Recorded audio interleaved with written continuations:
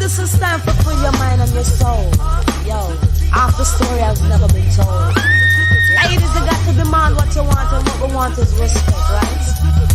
Yo, just sit up on the track, I know so you have to feel that it rhymes. Freedom every time for the sisters. Check this.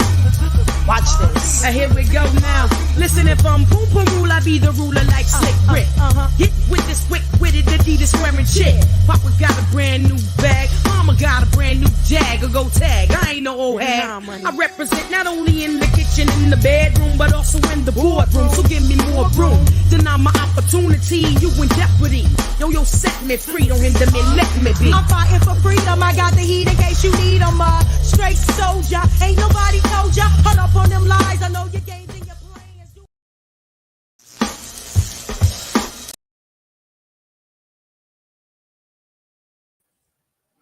Hello and welcome to Clubhouse. I am, and also the Book Slam Extra. I don't know why I said just Clubhouse, but never mind. Welcome to the Book Slam Extra. My name is Jules. I am your host. I do have some people in the wings waiting to come on, especially one who I'm going to invite on in just a moment. Looking forward to seeing that. You'll know what I mean when you see him. So I hope you have had a lovely week. My week has been interesting and enjoyable and fun, and I've made some interesting mistakes this week and found out how to rectify them all by myself, so I feel like I'm adulting, sort of. I thought today we could talk a little bit about religion. Now, not religion in the real world sense, but religion in the sense of fantasy, science fiction, crime, murder mysteries, romance, you know, all the genres of writing. We've been talking a little bit over the last few weeks about different aspects of writing, and one of the things that I thought would be really interesting would be religion, mainly because it's quite an interesting thing to weave into your writing, but also it means that your writing has a more wholesome appeal, not because you have to be religious. So you don't have to have a belief yourself in something to write religion into your stories. And I thought we could explore today how I've embedded it into my story, how Adam has embedded it in his story, whether Reese has embedded it in her story. And we also have a lovely guest author as well, who I'm going to welcome on in a short while.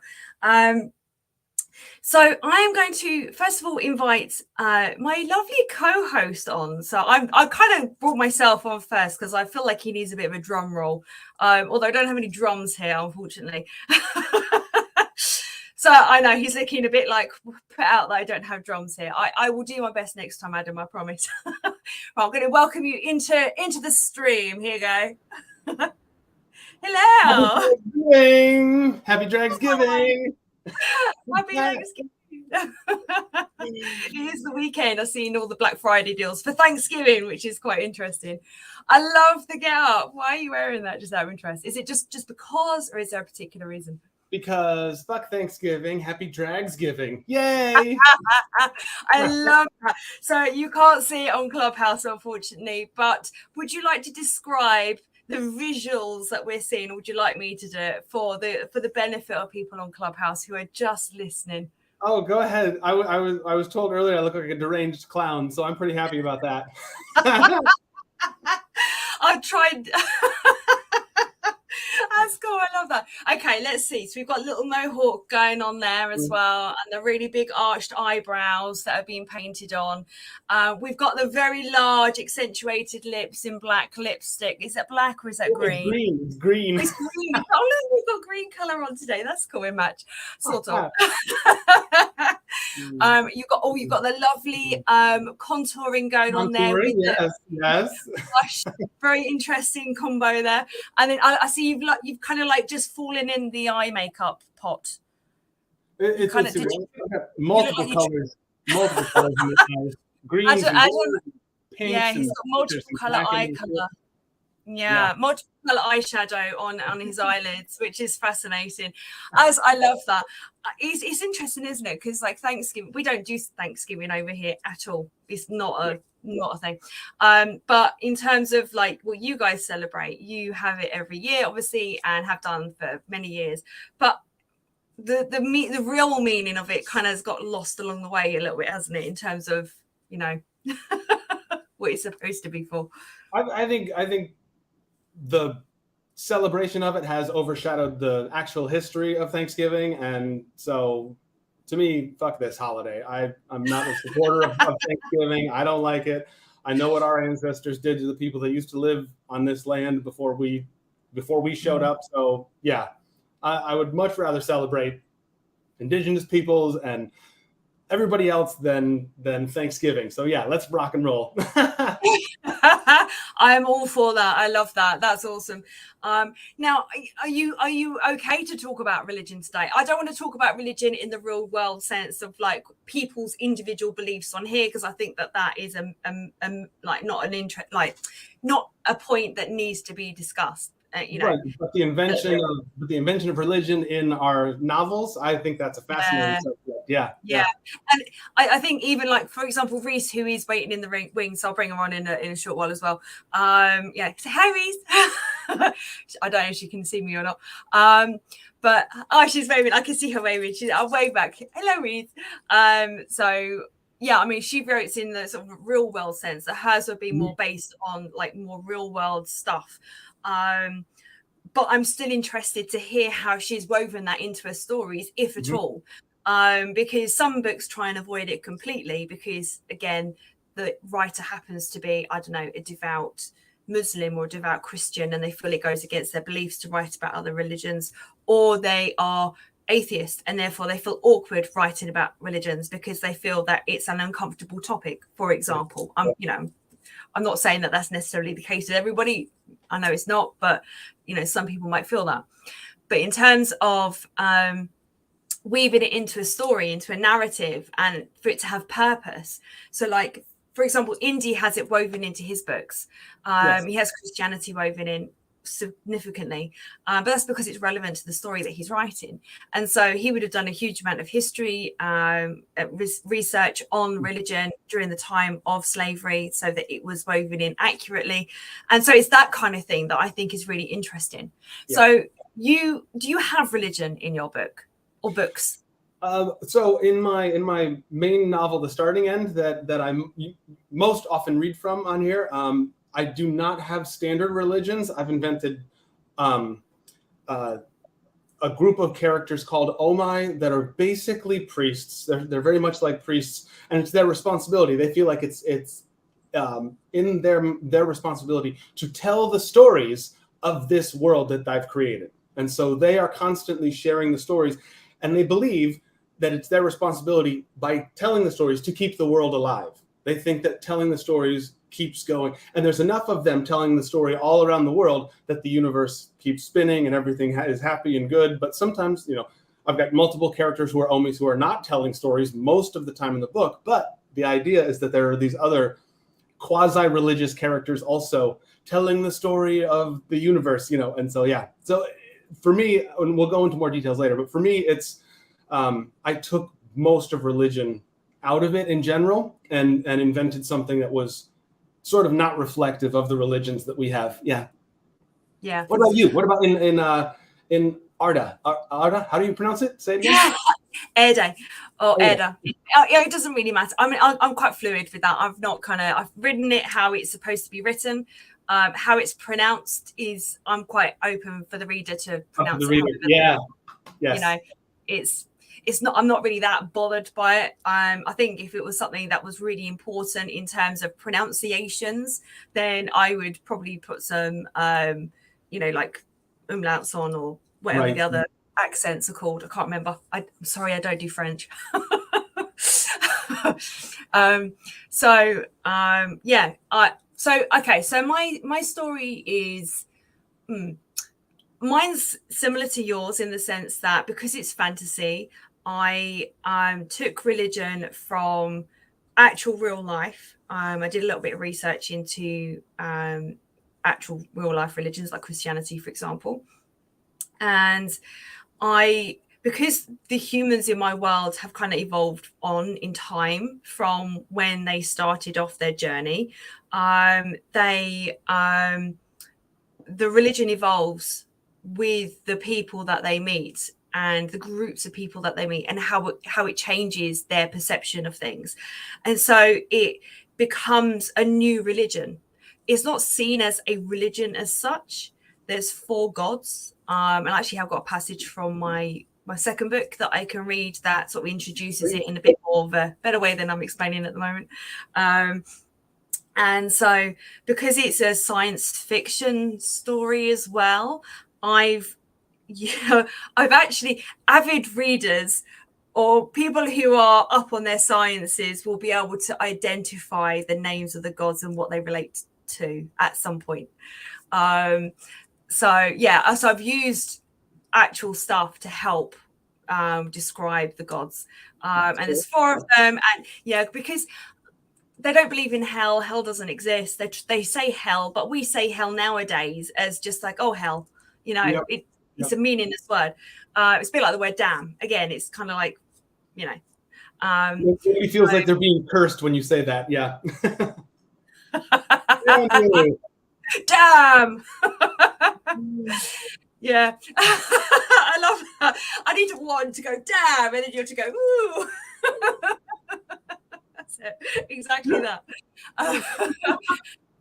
So I thought we could both. So I actually haven't introduced the bits that I'm doing, and I haven't introduced the bits that you're doing. So I thought we could, when we come to doing that, we can introduce a little bit more about who we are and the books, whatever you want to say, have we've written.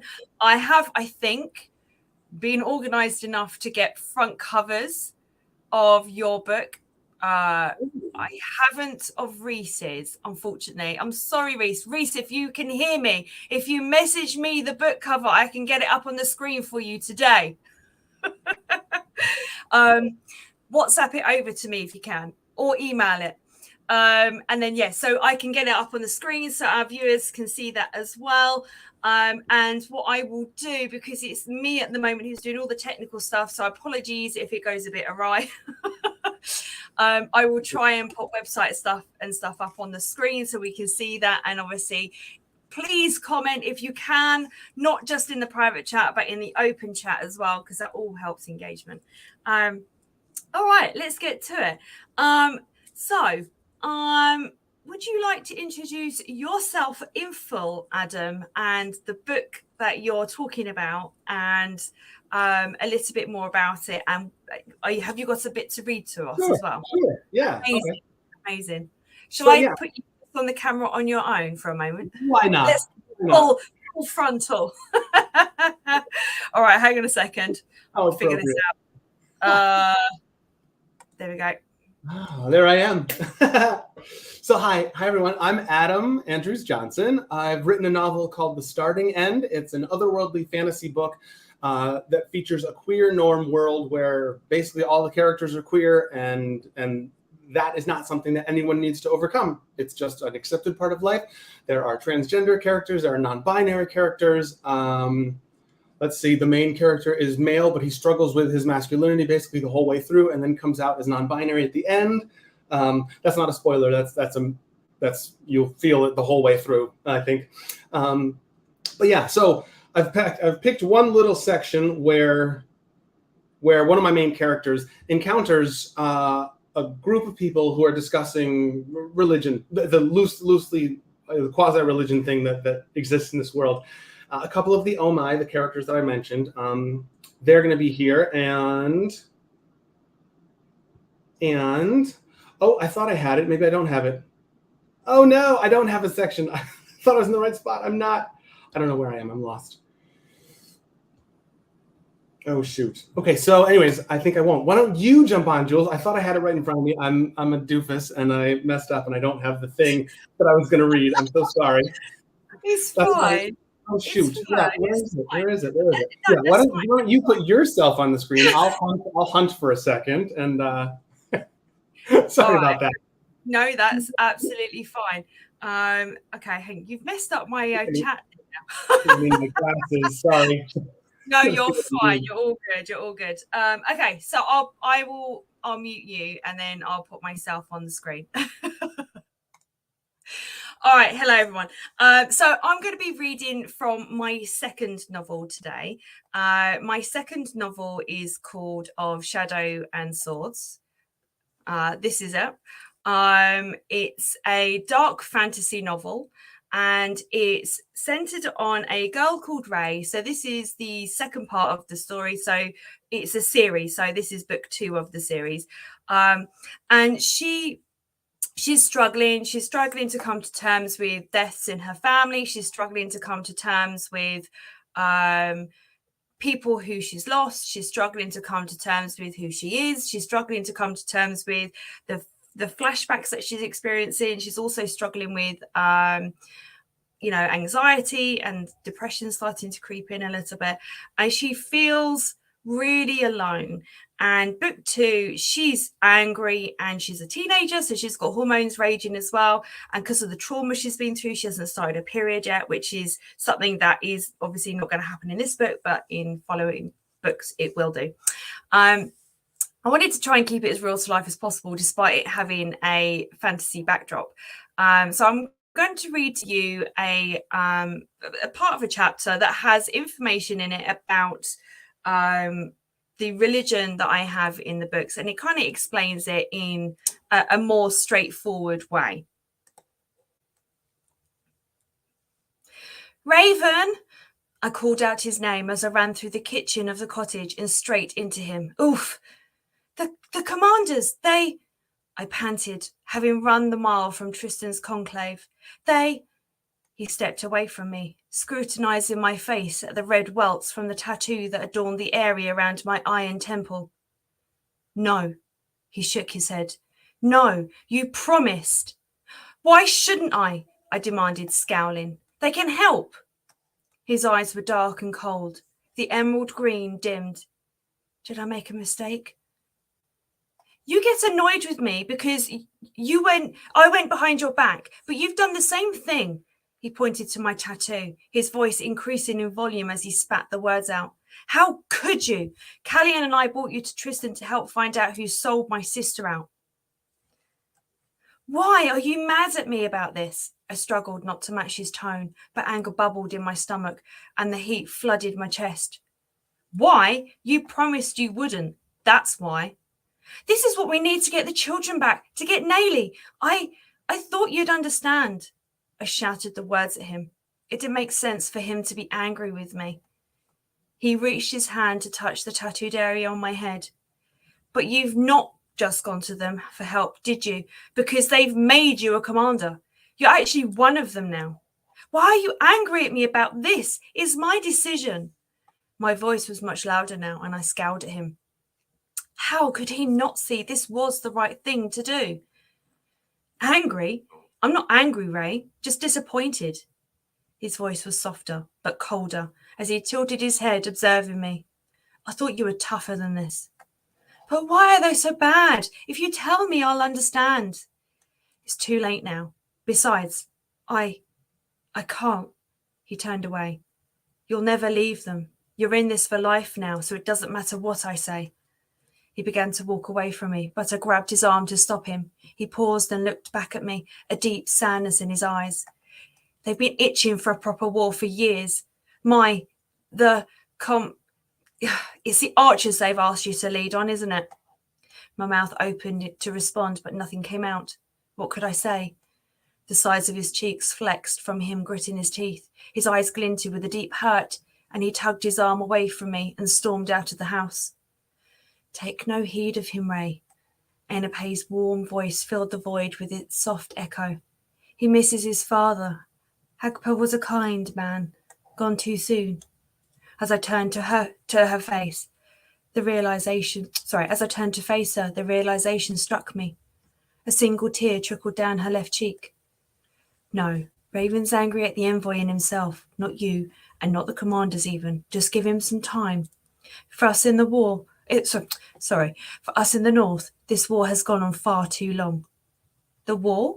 Didn't the long war finish nearly 17 winters ago? Pa had always told me I was born at the very end of it. Just because that's what the records say doesn't mean it's true. The long war has never stopped. Why? Come, Enepe beckoned. Let me show you something. I followed her to the cosy sitting room where the flames danced and flickered in the hearth, and she rummaged in the bottom of a large wooden chest that nestled to the side of the inglenook fireplace. Ah, here it is. A sentimental expression lifted the worry lines on her face as she placed a narrow, long wooden box from the chest on the large rug. From it, Enepe took a rolled-up piece of linen and rolled it out onto the soft woolen pile. The material was yellow with age, and various strands of loose threads at its edges with a sprawled-out patchwork of images, with people carrying what appeared to be spears and swords. This tapestry is from the first people. Wow, they made it. Enepe nodded. It shows us at war with one another. And look, here. She indicated to where a strange angled item that lots of the soldiers held in their hands as they aimed it at others with spears or swords. Several appeared to show a projectile of some sort coming out of it. Sorry, ignore my dog. This is a weapon they used. The soldiers with the item in their hands had faded green eyes, and there were some soldiers who were lying down. They must have been injured or dead. I stroked the fiery image of Arkdon with my fingertip. Earth, fire, air, and water, the four gods. Diva Adnu, Arkdon, X-Energy, and Diagon. The images were woven with a skill I'd never be able to, each in a colour and surrounding flare of what they each represented.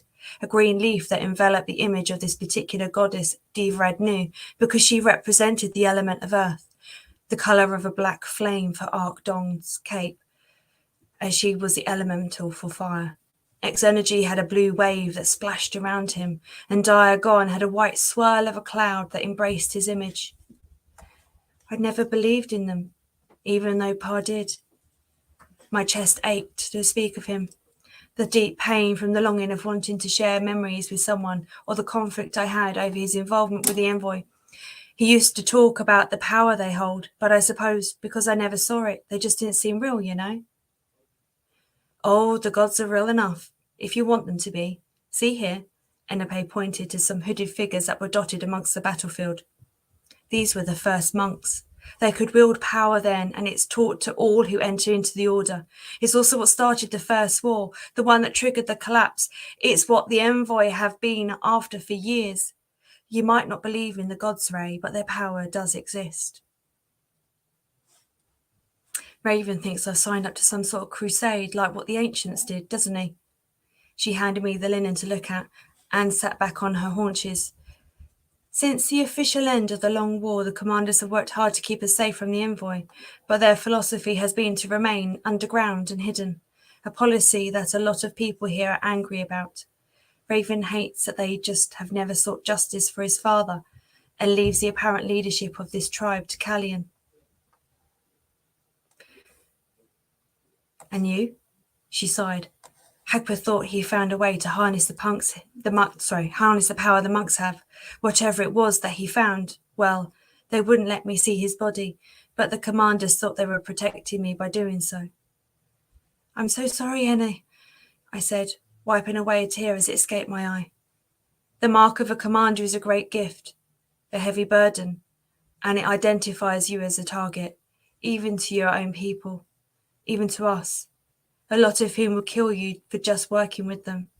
The other half would demand your eviction from Mons Elise simply because you're an outsider who has muscled her way into a conclave that should have been made up of only pure Solians. Raven just wants to keep you from the hatred of the natives is all. Her words stung. What had I done?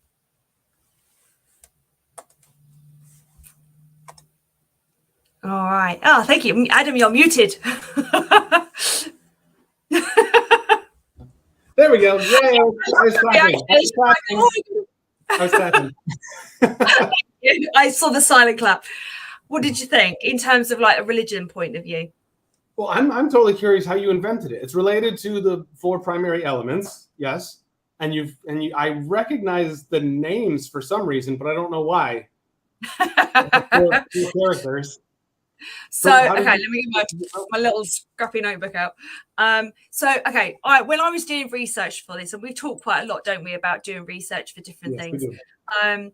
So when I was doing research for trying to discover a religion and how I could create an evolved religion from Christianity, because I didn't really want to include Christianity in it. It didn't fit with the story or the narrative. So I quite liked the idea of those 4 elements, as in, earth, fire, air and water. So yeah, my brain went blank then. I was like, what is the next one? And so I looked at those and I thought everyone kind of uses those as just those elements and sort of labels them as those. And so I wanted to have my own take on it, but with a real world link. So what I did was I then researched key elements that are to do with each of those specific things. So green is vanadium, which is found in earth. Fire is carbon, which arcdon. You've got arcdon there, which is kind of almost like a play on words. And then you've got hydrogen. I get it. Okay, I got it. Okay, yes, good. Yep. Yeah. Because arc bomb didn't sound quite right, so I kind of mixed it up a little bit. Tweak it a little. And then you've got X energy, which is obviously oxygen, and then diagon, which is hydrogen. Oh, okay. I was trying to figure out what the diagon was. That was good. Yeah. So I tried to. I thought, what would humans do to identify? If you're on a planet, you're stranded on a planet, you don't know any of the native species apart from the stuff that you brought with you. You only know the science that you've come with, including the million works in the British Library that is in my first anthology story, which will be coming out in the new year. I know, it's exciting. And I do believe the front cover is nearly ready for viewing at some point, maybe next week, I think, possibly. Cool. Very excited about that. And so I thought, what would humans do? They meet a new species of humanoids that they have never seen before, who don't have any religion whatsoever. And they have these magical powers and abilities that the humans can't relate to because they don't have that. So how would humans then try and understand that without being able to access all that knowledge, which is actually sequestered underground, and only key people are allowed to read it in certain parts of the land. So therefore knowledge is very limited and understanding is limited. So then it was more about like, how would language evolve? And I thought, well, the names of the atoms may end up getting muddled up at some point, or may end up just not being copied down correctly, or being said incorrectly because someone's not able to read properly. And so language evolves over time. So that's how I kind of came to that. There you go. Because reading is outlawed for some of the people. Is that right? Remind me. Yeah. So knowledge is considered power. And so only people who are considered powerful, i.e. the government, in the southern part of the island. So we've got the north and south, 2 very different tribes. And the southern part of the island, because of the wars that they've been in, they want to harbor that knowledge and restrict the people having that knowledge. And so they ban books from almost like the very beginning of when humans land on that planet or crash land on that planet. And so what happens is you've got like this storage facility where only dribs and drabs of information can trickle out. Whereas the northern part of the island have access to the knowledge and use that to actually create a complete ecosystem where they don't have droughts, where they don't have issues with, loss of wildlife, loss of habitats and things like that, because what they gone. Sorry, is the climate much different from the north to the south of the island, or is it very similar? The southern part is warmer. And the northern part is more mountainous. It's basically a giant crater And I haven't decided whether it's a super volcano, which I'm probably not going to have it as. I think it's going to be more like a giant crater where millennia ago, lots of millennia ago, asteroids kind of hit it. And yeah, because if you use the super volcano, you're going to have to come back to it later in the story. Yeah. If you let your readers know that it's a super volcano, you're gonna have to blow that shit up at some point. No, not the Solians. I like the Solians. I know. So I'm with you that a comet impact or something from the distant past. I think that's a slick explanation. Yeah, I like that. And it's created this really big lake, and it's a freshwater lake, and it's got fish in it, and it's got rivers. I mean, this has been going on for millions of years, so it's not like a brand new thing that's just suddenly created. But because they've got knowledge up there from books, they know the power and the destruction that intensive building, intensive farming, intensive land work can actually do to a place. And so they don't do that. They literally just hunt for what they need. They go foraging and they hunt, and that's it. They don't store anything. They don't have harvest time or anything like that. And what they do is it manages the forest area, and it keeps the woodland a completely rich and natural land. And it's a beautiful place, and it has its own microclimate as well because of the shape of it. It's kind of like a bowl surrounded by mountains, whereas the southern part is more like I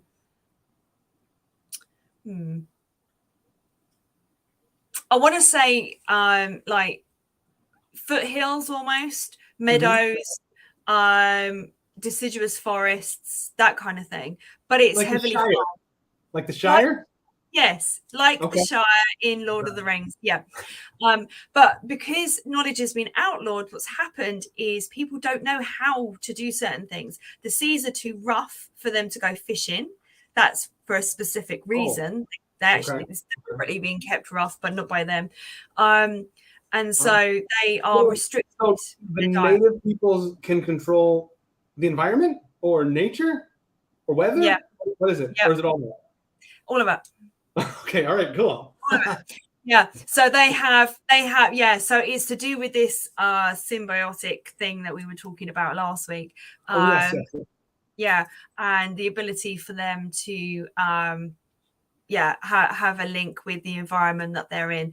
But on top of that, they're also really good at technology. So like they have underwater bases at like 600 meters underground and stuff like that with no issues. Yeah, go on. And are the natives are able to do, is that somehow related to the religion you were talking about earlier, because the humans can't do that? Is that what you were saying? Okay. Yeah. So because the natives are able to have these abilities, and I am saying abilities because they're not actually their abilities, it's because of this symbiotic essence, microorganism or something. Yeah, it's because of that enables them to do most of the stuff that they can do. The humans, who obviously, I mean, like, we like magic, don't we? We like being tricked, we like seeing things that are so and because of that, and obviously it appears almost godlike, they try and harness that. And it's actually what triggers the first war between the natives and the humans.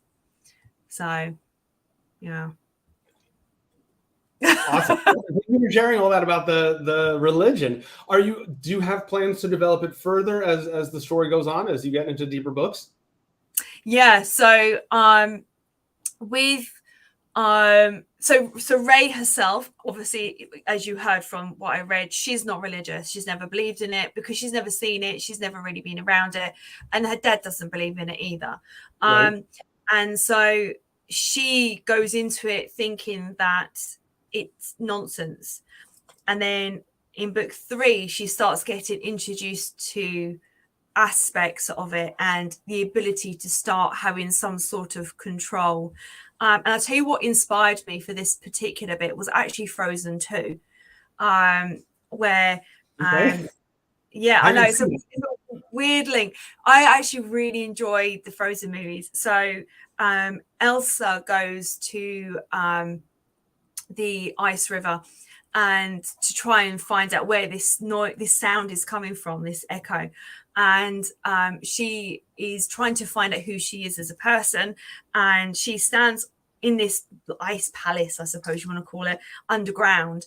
And around her are 4 crystals of the 4 elements: fire, earth, air, and water. And she's standing in the middle, and she's the 5th element.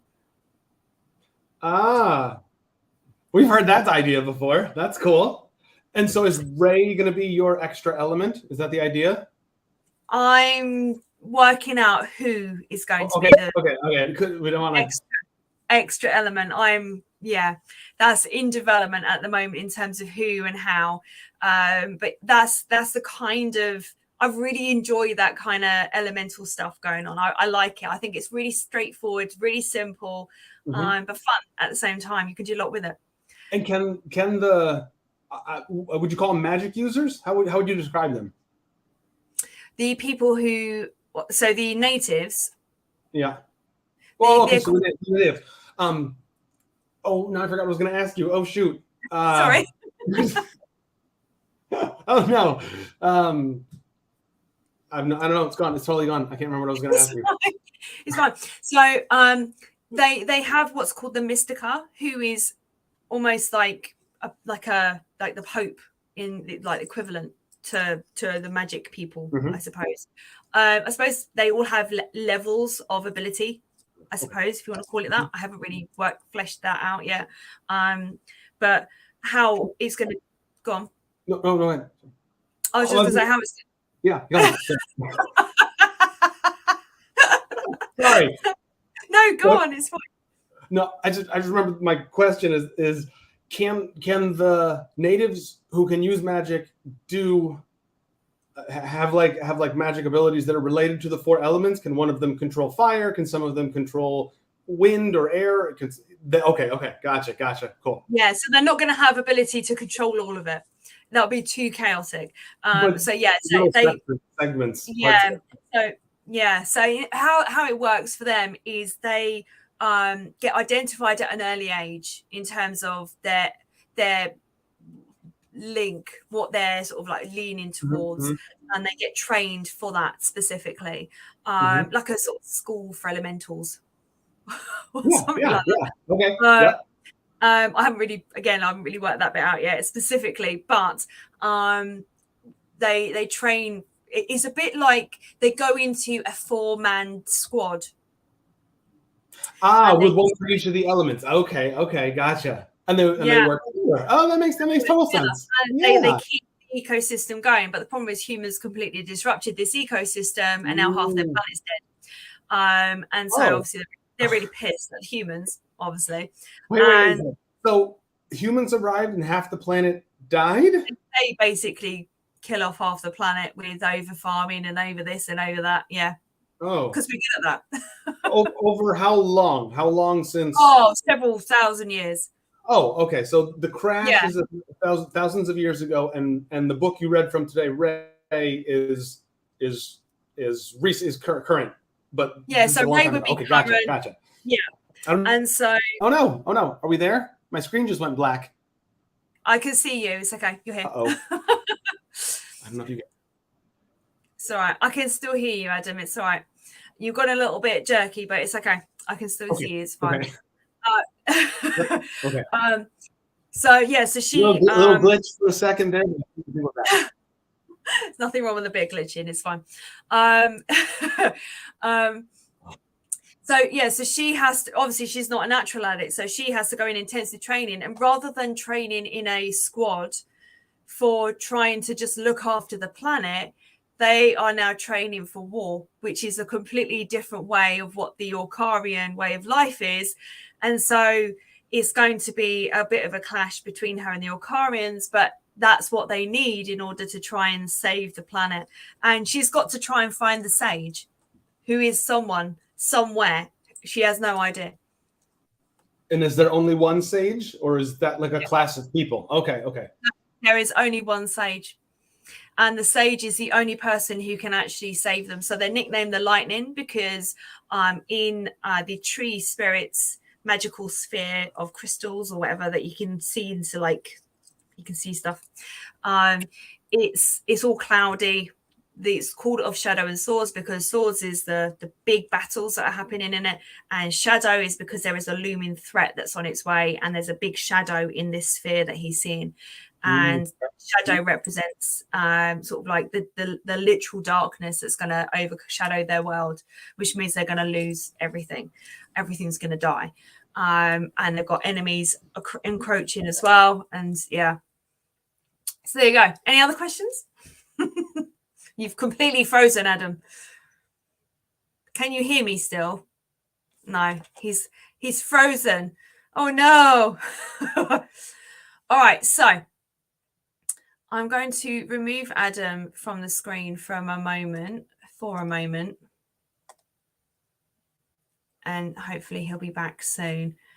Okay, so I will put in the chats information to do with how you can reach me on Instagram and how you can reach Adam on Instagram, and also I will also show you the front cover of his book when he comes back, and I will show you the front cover of book 1 of my book series. So this is book 1 of Thorns and Demons, and so you can get that now from Amazon. It's currently in the process of being done into an audiobook, which I'm very excited about.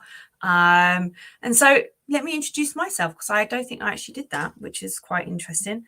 I completely forgot about that. So my name is Jules.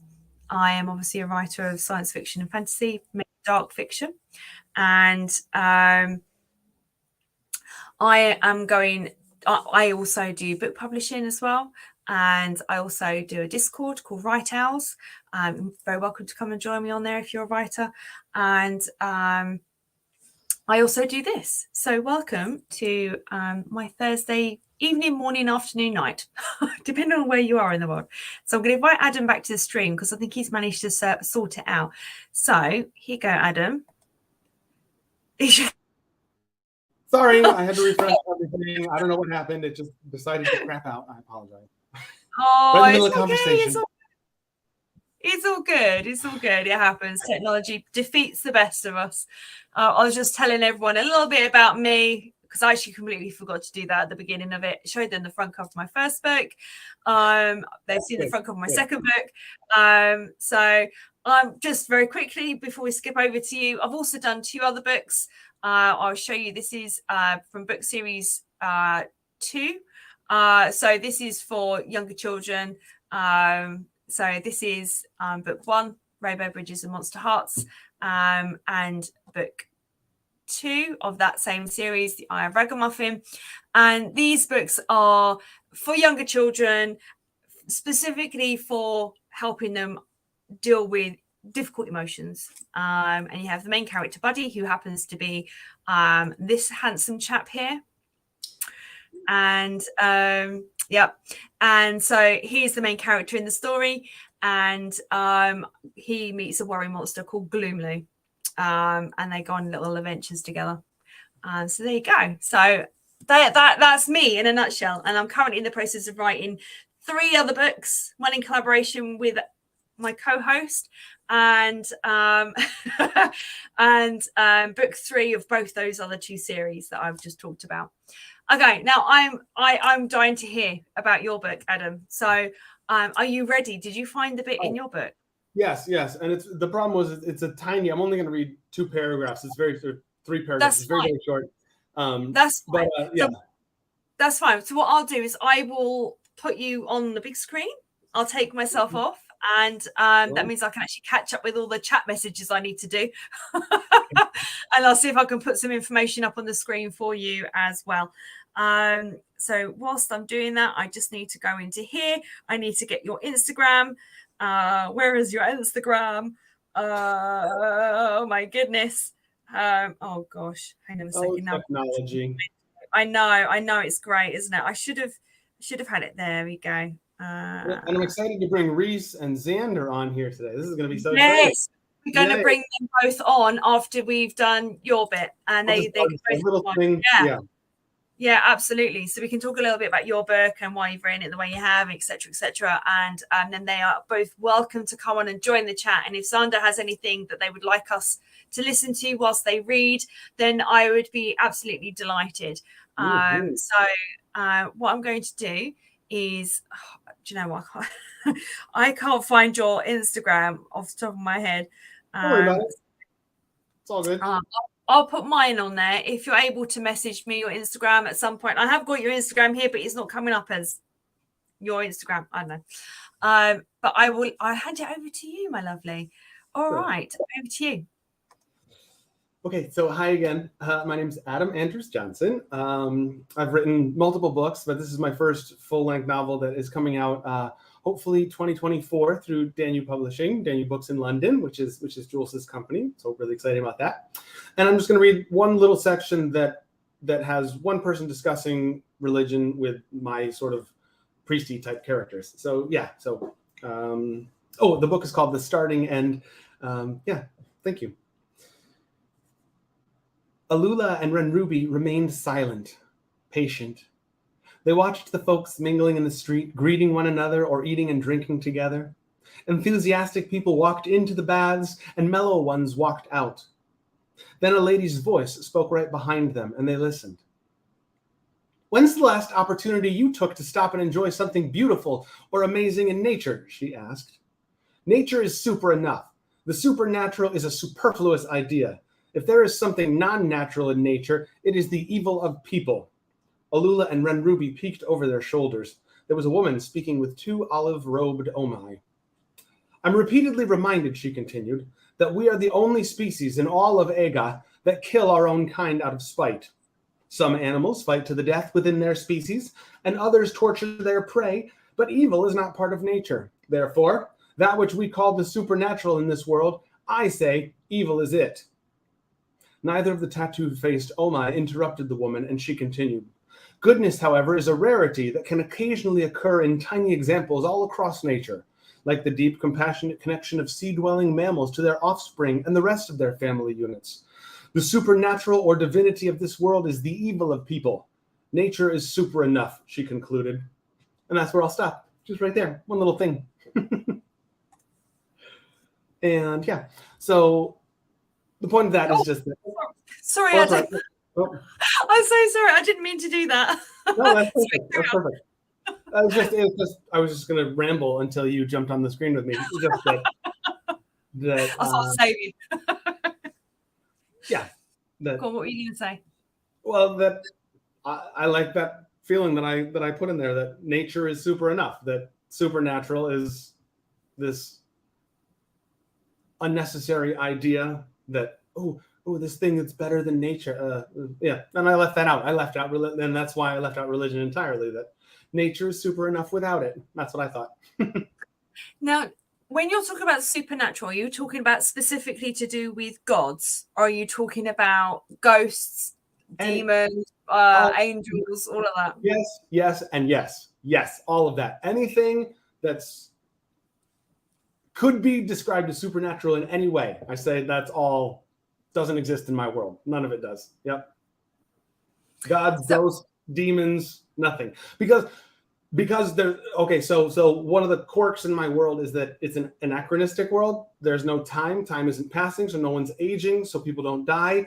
So if people aren't dying, and people can be killed, so I do go into description of that, but if people aren't dying, then there's no reason for them to remain around, so there would be no reason to have ghosts. Like, if the idea of ghosts is that they're here to resolve unfinished business, that doesn't happen in my world. I mean, people may have unfinished business and unresolved conflict, but not for the purpose of staying around as a ghost. Yeah.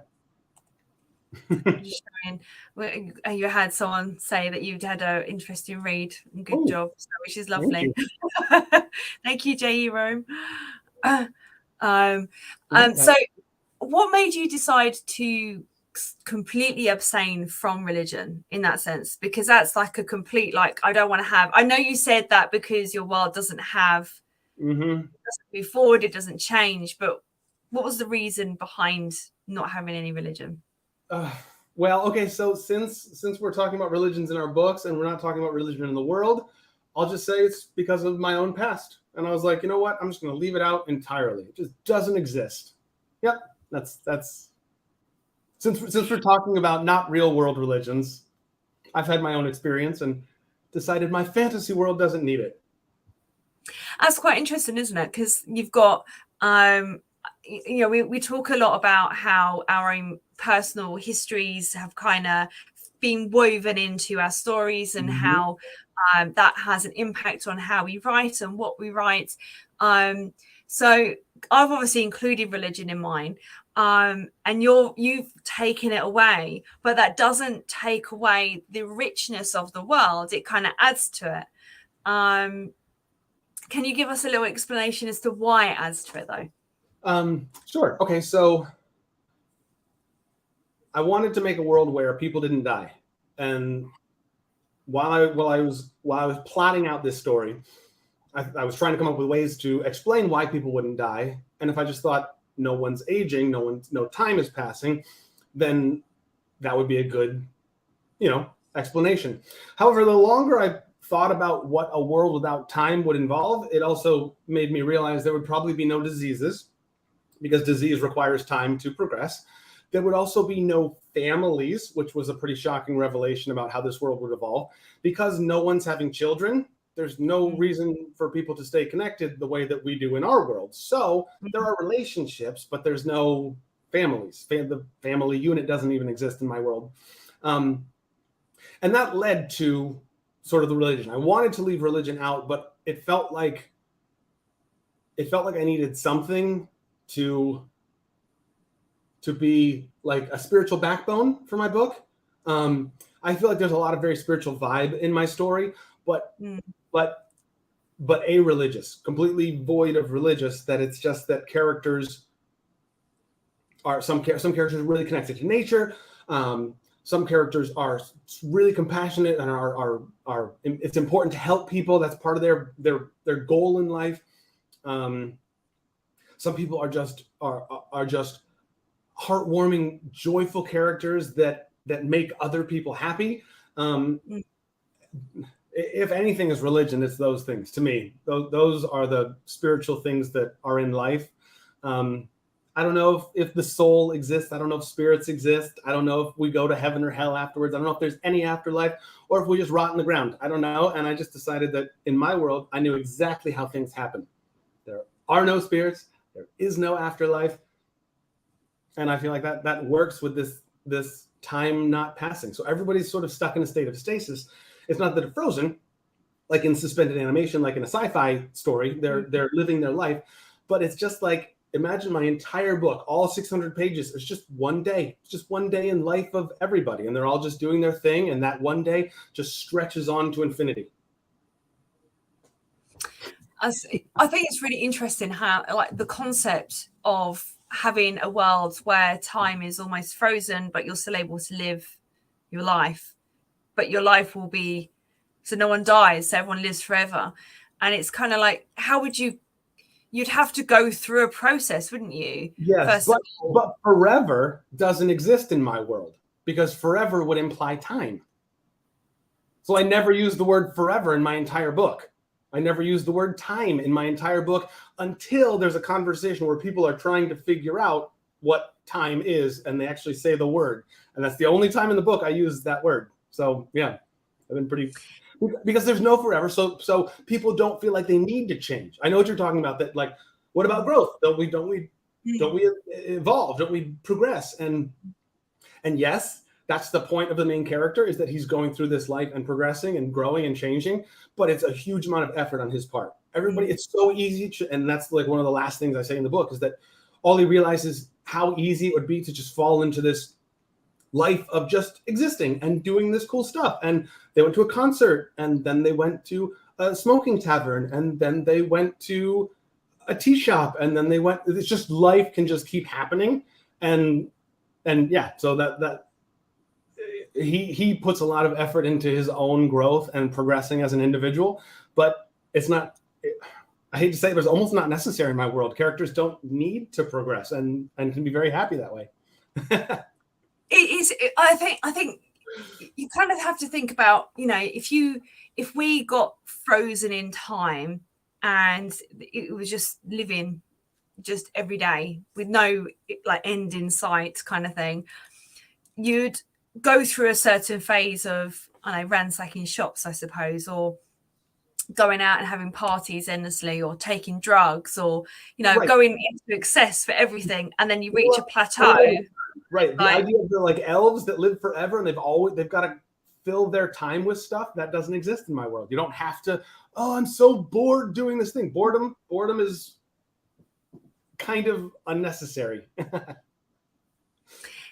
I think with there's a saying, isn't there, to do with boredom, isn't it? Those who are bored are boring. I think that's a saying. That's funny. Yeah, I think my mum said it a few times. Normally, because I do like boredom. I do think that boredom in the real world is necessary, because I think boredom leads. Yeah. It's the mother of invention. It leads to creativity. Yeah. I think boredom helps us be more creative. But in a world where you don't really get bored, yeah, that never really comes up in the book. I even have a scene where I intentionally put Ollie in a situation where he's doing something that he doesn't want to do. He's not having fun. He's with other people that are having fun, but this isn't his thing. Why are we doing this? I'd rather be doing something else. He's not bored. He's still not bored in that moment, you know? Yeah. I think as well, if you're a person who has come from a place where you have what we have, I suppose, and then a place in an environment like that very abruptly, that could be quite a jarring thing as well. Very different culture shock. But you can see how the people in your world gravitate towards some of the things that they do, because there is no actual consequence really, because there's enough time to put it right, to sort it out, to resolve it. So, you know, you can kind of, you know, once you've kind of done all the bits that are exciting because you thought you were running out of time and now you're not, and yay, we can just party and do whatever we like. Once you reach the end of that, there is not much left to do, is there, apart from some of the bits that you've written in your book, which is quite interesting, that you've kind of actually, the thought process that you've done to go into that is really interesting. Yeah, and your mention of the removal of consequences, with no time, with no babies being born, with no diseases, there are no consequences for sex whatsoever. So anyone can have sex with anyone in any form they want to, and it doesn't lead to anything. Nobody can get pregnant. Nobody can get a disease. Nobody can anything. And I don't know, I think that's pretty special too. And I suppose as well with that, people could, if they wanted to, I suppose, smoke and take drugs as well. And again, there would be no outcome that's negative. Mm-hmm. And even if it was a bad trip or whatever, it wouldn't matter, because. Well, on another note, I decided to leave alcohol completely out of my book entirely, and all hard drugs. There's smokable stuff in the world, but there's no hard drugs that anybody could even get involved in. And alcohol doesn't even exist in my world. I decided that it would be weird to get rid of it. And I went with that people like, they're going to a tavern. What kind of beer are they getting? There's tea on tap. What is this? I don't understand. Why? Yes. So yeah. So yeah, English. Tea. Have a cup of tea, dear. Be fine. Everything will be fine. I love that. So, in terms of the lack of religion from your books, or from your book, sorry, tell us a little bit about. You know, are there beliefs of sorts? You did mention that there were some people who had abilities and were almost like, what did you call them? You sort of like linked them sort of to like priests or something, but not priests. Tell us a little bit about them, because they sound really interesting.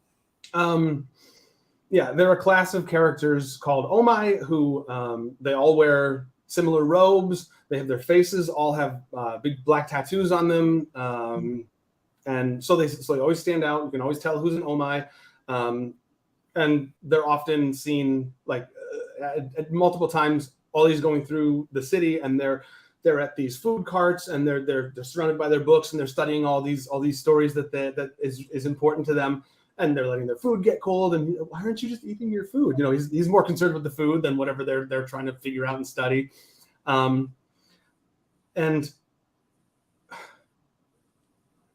again, they're not like priests. They don't have power over anyone. They're not trying to make people feel guilty. The priest is the closest thing that I can relate to it. They're more like us. The characters, I mean, the Omai are more like us. They're storytellers. They're telling the story of what I'm writing, really. I mean, they're kind of us. They're kind of me. That's kind of how I think about it. They're not religious, and I don't know any other way but to describe it as religious because that's sort of the comparison in our world. But they're not religious. They're storytellers, and that's I don't know. That's why I think it's fun and different and cool, and I like them. I like them a lot, and I make them. One of them's got a horrible attitude, and the whole time you meet him and you're reading through, basically until he leaves, you're supposed to not like him. But every beta reader that has gone through this, by the time he leaves, they're like, "Oh, but I love him. Where's he going?" And that's exactly the vibe I want. He's crotchety. He's grumpy. He's rotten. He's ungrateful. He's all these horrible things, and he's a really key character, and he's fun, and he's annoying, and I adore him, and I keep making him coming back. Once he leaves, my beta reader's like, "What? Wait, where's he going?" And then 4 pages later, he's back, and even the main character's like, "Wait, I thought you were leaving. What's going on?" So yeah, he's a good character, and the religion's not important. That's not the important thing. It's him having this conviction. Oh no, I have to do this thing because he, just like everybody else, feels this again, stasis. This is an important thing. He wants to spend most of his time doing it. Oh, I love these stories. I want to share these stories. It's just the same idea with, I've got a gardener in my book who just wants to garden basically all the time. That's all they want to do. And it's the same thing. Yeah. Let's bring our friends on. Let's bring our friends on. I feel like I'm rambling. So, Reese's looked like she's dipped out a touch. So I don't know if she can hear me. Reese, come back. She's there. All right, I'm going to bring them both on. Hang on a second. I'm going to add you both to stream. You're going to have to unmute yourselves, though. So welcome. Hello. Hi. Hi, everyone. Hi, Xander. Welcome. How are you? Are you feeling a bit nervous? Are you all right? My palms are sweaty. Yay! It's exciting. Oh, Xander's frozen. Oh, no. It's great. That's great. Wait, am I frozen? No, we've got you. We've got you clear on our end. Everything's perfect. I just hope I didn't freeze on a very awkward face, because I make weird faces. No, you didn't freeze on an awkward face. You just kind of like froze in a sort of like, Welcome I'm to the about realm. No, you're fine. You're all good. It's all good. All right. Welcome. Yeah, would you like to introduce yourself and tell us a little bit about... Oh, sorry, Jules, we're talking over each other. I'm sorry. It's all right. Don't worry. Did you want to go ahead? I'm quite happy to relinquish control to you. Well, yeah. Well, what can you type in then? Let's have them introduce. Xander, please introduce yourself and tell us all about your writing. Yeah, definitely. Thank you again so much for having me here, and thank you for this opportunity. So as you all heard, my name is Xander Faines. I'm quite proud of that name. And my pronouns are they, them. And my writing. It's always a very weird question to answer. You tell us about your writing. I don't really know what kind of answer I can give, but here's what I can, I guess, come up with. I'm a writer of fantasy and science fantasy. My writing, if it's involving science, it leans more towards science fantasy than science fiction. And I mention that specifically because most of my writing, I can't help it. Most of my writing ends up gravitating towards the question of the soul. And it's almost like a common thread through most, if not all, of my stories, from the current novel series that I'm working on, a short story, a comic that I'm working on that's currently updating on Webtoon. And I'm also a little bit of a Dungeons and Dragons geek. It's a We very. I'm just. I'm sorry, I'm laughing at you, Xander. I don't know why, like, yay! And so Reese, I know, like once I mention the magic words, any D&D fan will just sort of reveal themselves. It's a very phenomenal collaborative storytelling medium that I'm just in love with. I'm in love with the multimedia storytelling. That's what I do, I guess. To answer your question, Adam, I'm a writer, but I'm also a multimedia storyteller. And anytime I write, I always find myself kind of bringing in elements of other media into my writing, be it illustration, music. I don't know how to animate, but one day I'll learn how to animate. I don't know. So there's that. I'm getting thumbs up from Reese. Yeah, I write about, it involves the soul, and most, if well, not most, all of my stories are, and characters and worlds are trans and queer normative, period. It's a trans and queer world where transness and queerness is the norm. It's not really questioned, because I don't want to write stories that are consumable, if that makes sense. The struggle of a queer and trans person in the world as we know it. I don't want that very kind of like consumable content. I don't want the story to be around the character's struggle around their identity. Right. It's mainly about the struggle within the world that I've created and the struggle with themselves. Yeah. Because so many stories we hear about trans and queer characters spotlights that part of their identity, and it kind of narrows the individual story. So I stay away from that kind of subconsciously. I don't do it on purpose, because I really can't find myself writing about a trans person story or a queer person story. I tried to write about myself in a nonfiction setting, totally failed, completely. It turned into a fiction story, a fantasy story, totally out of my hands. So that's a little bit about what I do as a storyteller. I'm also a very little sapling fledgling of a storyteller right now. The only thing that I have in my name out there is the webtoon that I'm working on. Aside from that, I'm just working on a bunch of other projects that I just can't wait to put them out into the world, you know. We'll get there. And is it mostly novels, or do you have, I know you mentioned a short story, but do you have other book? What do you have written then? Works in progress. Yeah, so works in progress, I have a novel series that I'm working on, and I'm working on the first story of that novel series. It's going to be about 5 or 6 stories. I don't know. I'll find out. So that's one project. Another project is work in progress, is a short story inspired, or kind of inspired by Jekyll and Hyde. I'm a Jekyll and Hyde freak. So there's that. So that's another story that I'm developing, and I'm hoping to publish sometime soon. 1, 2, and then my comic, which is updating on Webtoon. In another episode, we'll be updating tomorrow if you're interested. And check it out. Yeah. Yeah, and I'd love that. And aside from that, like I said, I'm a multimedia storyteller. So beyond those 3 projects that I mentioned, there are other stories down the line that I want to work on, but I just kind of want to focus on what I can handle first. 3 stories at a time. That's all I can do right now. Plenty, yeah. But yeah, I do have more comics coming. I have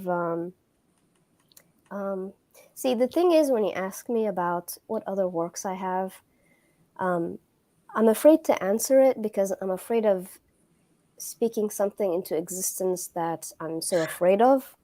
Yes. And the answer is I have so many projects, and I hope that they're not too ambitious. And I really kind of wished I could be in the story of your world, Adam, because my multimedia storytelling project is a lifelong project, and if time doesn't exist, I'll be Robert's your uncle, Fanny's your aunt in your story.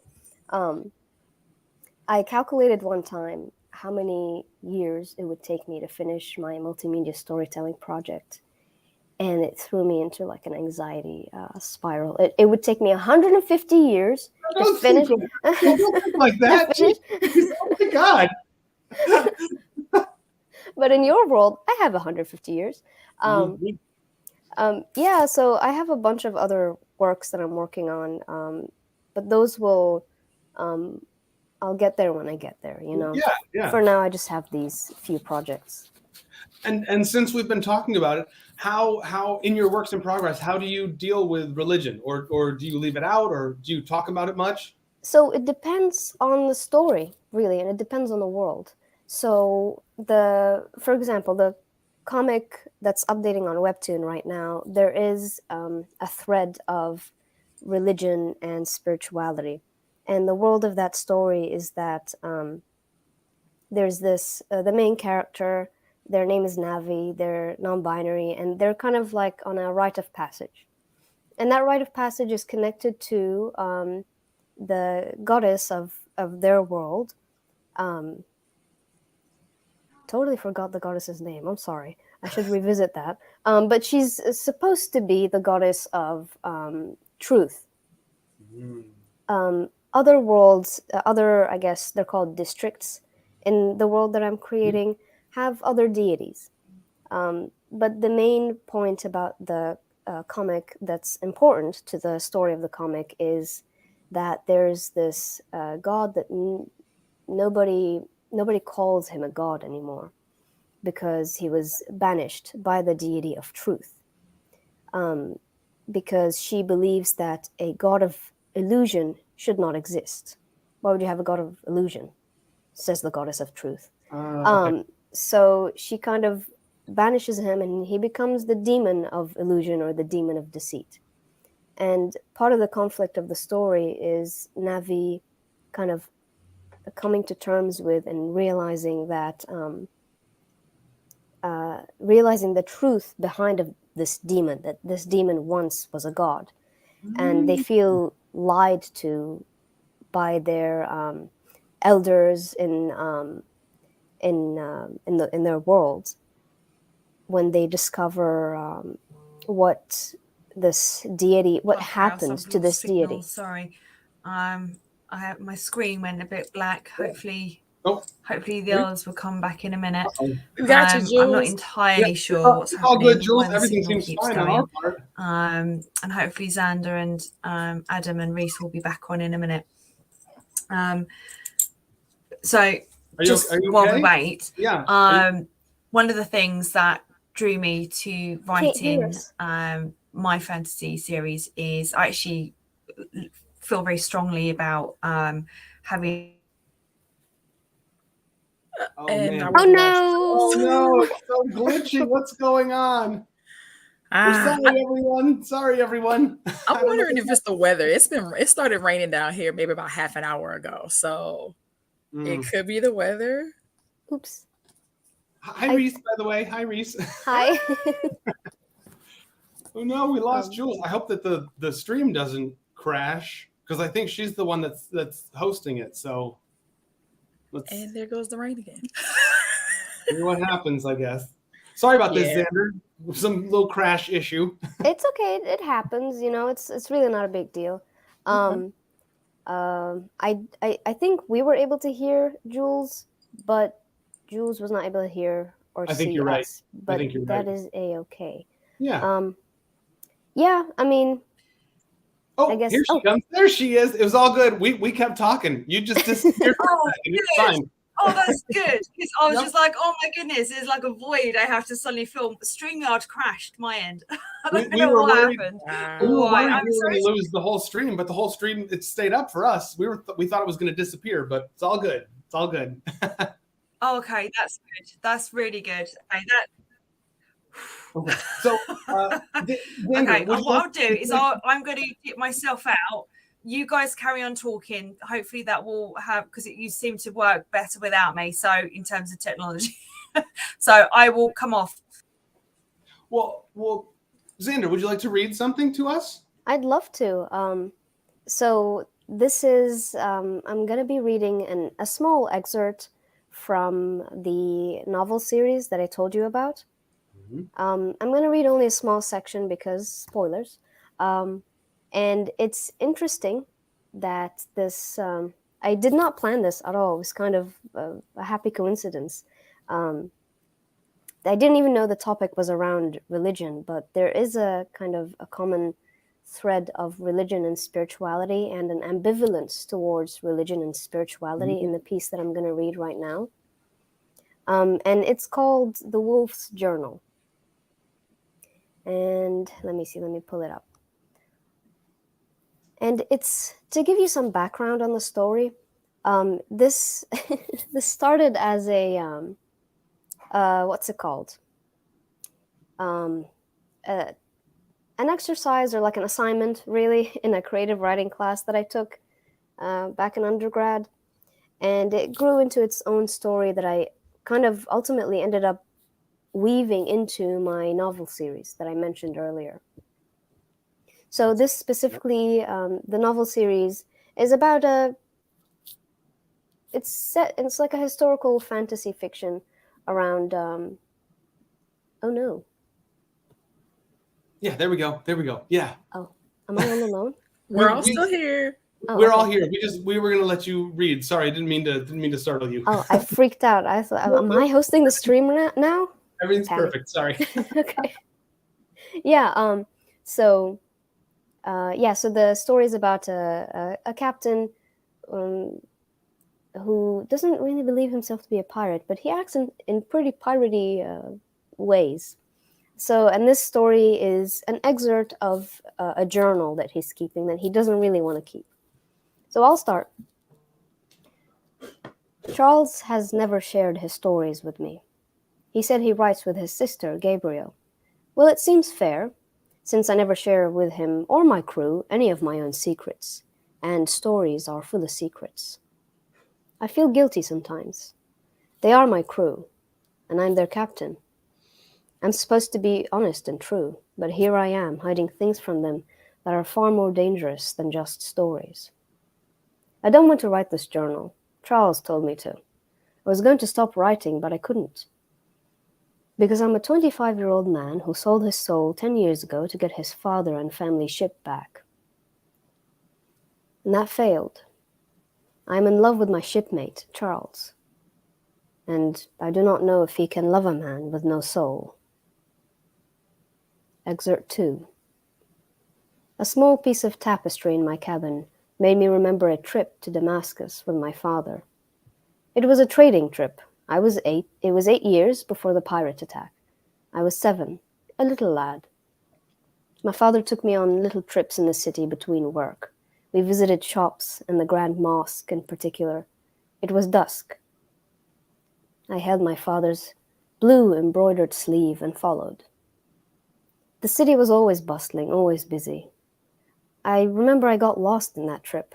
It was the day before we were leaving, and suddenly I thought, my dad will leave me here.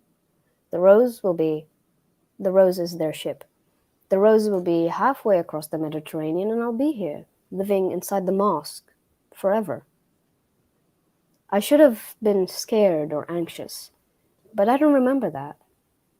I was feeling rather excited and relaxed.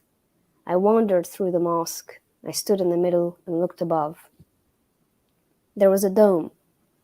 The sun came in just the right angle and magnified the light.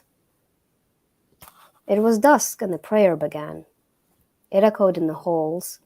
The dome made the prayer sound louder and clearer. I thought that's what domes were for. So people can pray and their prayers can reach God louder and clearer. I stood and listened. There was a moment of purpose during that call. I was lost just to listen to that prayer. My purpose in that moment was to listen. When the prayer ended, I lost this purpose. I wandered around a little, and an old man found me. He was Damascene, like my father. Though my father taught me, I didn't speak Arabic very well, but I asked the man if he can help me find my father. He agreed. We walked outside the mosque. Night had fallen. The man talked with me about lots of things, mainly about love. As a 7-year-old, I did not know what the purpose of that conversation was. I am now 25. I can see its purpose, but I'm not sure a man with no soul like me is worthy of love. We finally spotted my father's blue coat in the distance. He was frantic, looking around between the crowds for his little James. I ran to him and hugged him. I told him I was sorry. He said it was all right. He loved me. I waved to the man who helped me find him. The man smiled. I felt my father's chest rise in a breath of recognition. I never asked my father who that man was. Excerpt 3. I was 22. The memory of my parents' death and my lost home faded. I didn't feel anything attached to this loss. It was the kind of pain that you remember distinctly, but you choose to box it somewhere else. A kind of protective numbness. You never revisit this pain. At that age, I took another trip to Damascus. Well, half a trip. I was sailing on my own. I had been avoiding Damascus for years. I still remembered the places my father and I went. I still remembered the carpets, every store, every vendor. So I decided to pay a visit. I docked where my father used to dock.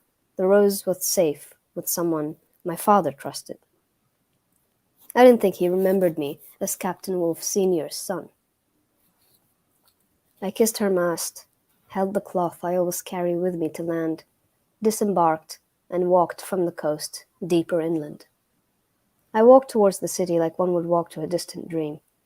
The dream was blurry. Was it fake? Was it real? It didn't matter. I just walked to it. It took me a few days. On the 4th day, I took a ride with one of the travelers. She was leading a caravan. She could have easily overtaken me, but we got closer and closer. She was veiled. She said it was dangerous to show your identity sometimes. I agreed. She spoke in a calm, confident voice. "Where are you headed, Gharib?" she said. That was one of the few words I knew in Arabic. It meant stranger. "To Damascus," I said. She was heading the same way, and she offered me a ride. I took the ride. I went inside her caravan. We were both silent on the first day. I listened to the dirt whisper, the trees whistle, the horses click and rasp. We rested at night. She went inside and took off her veil.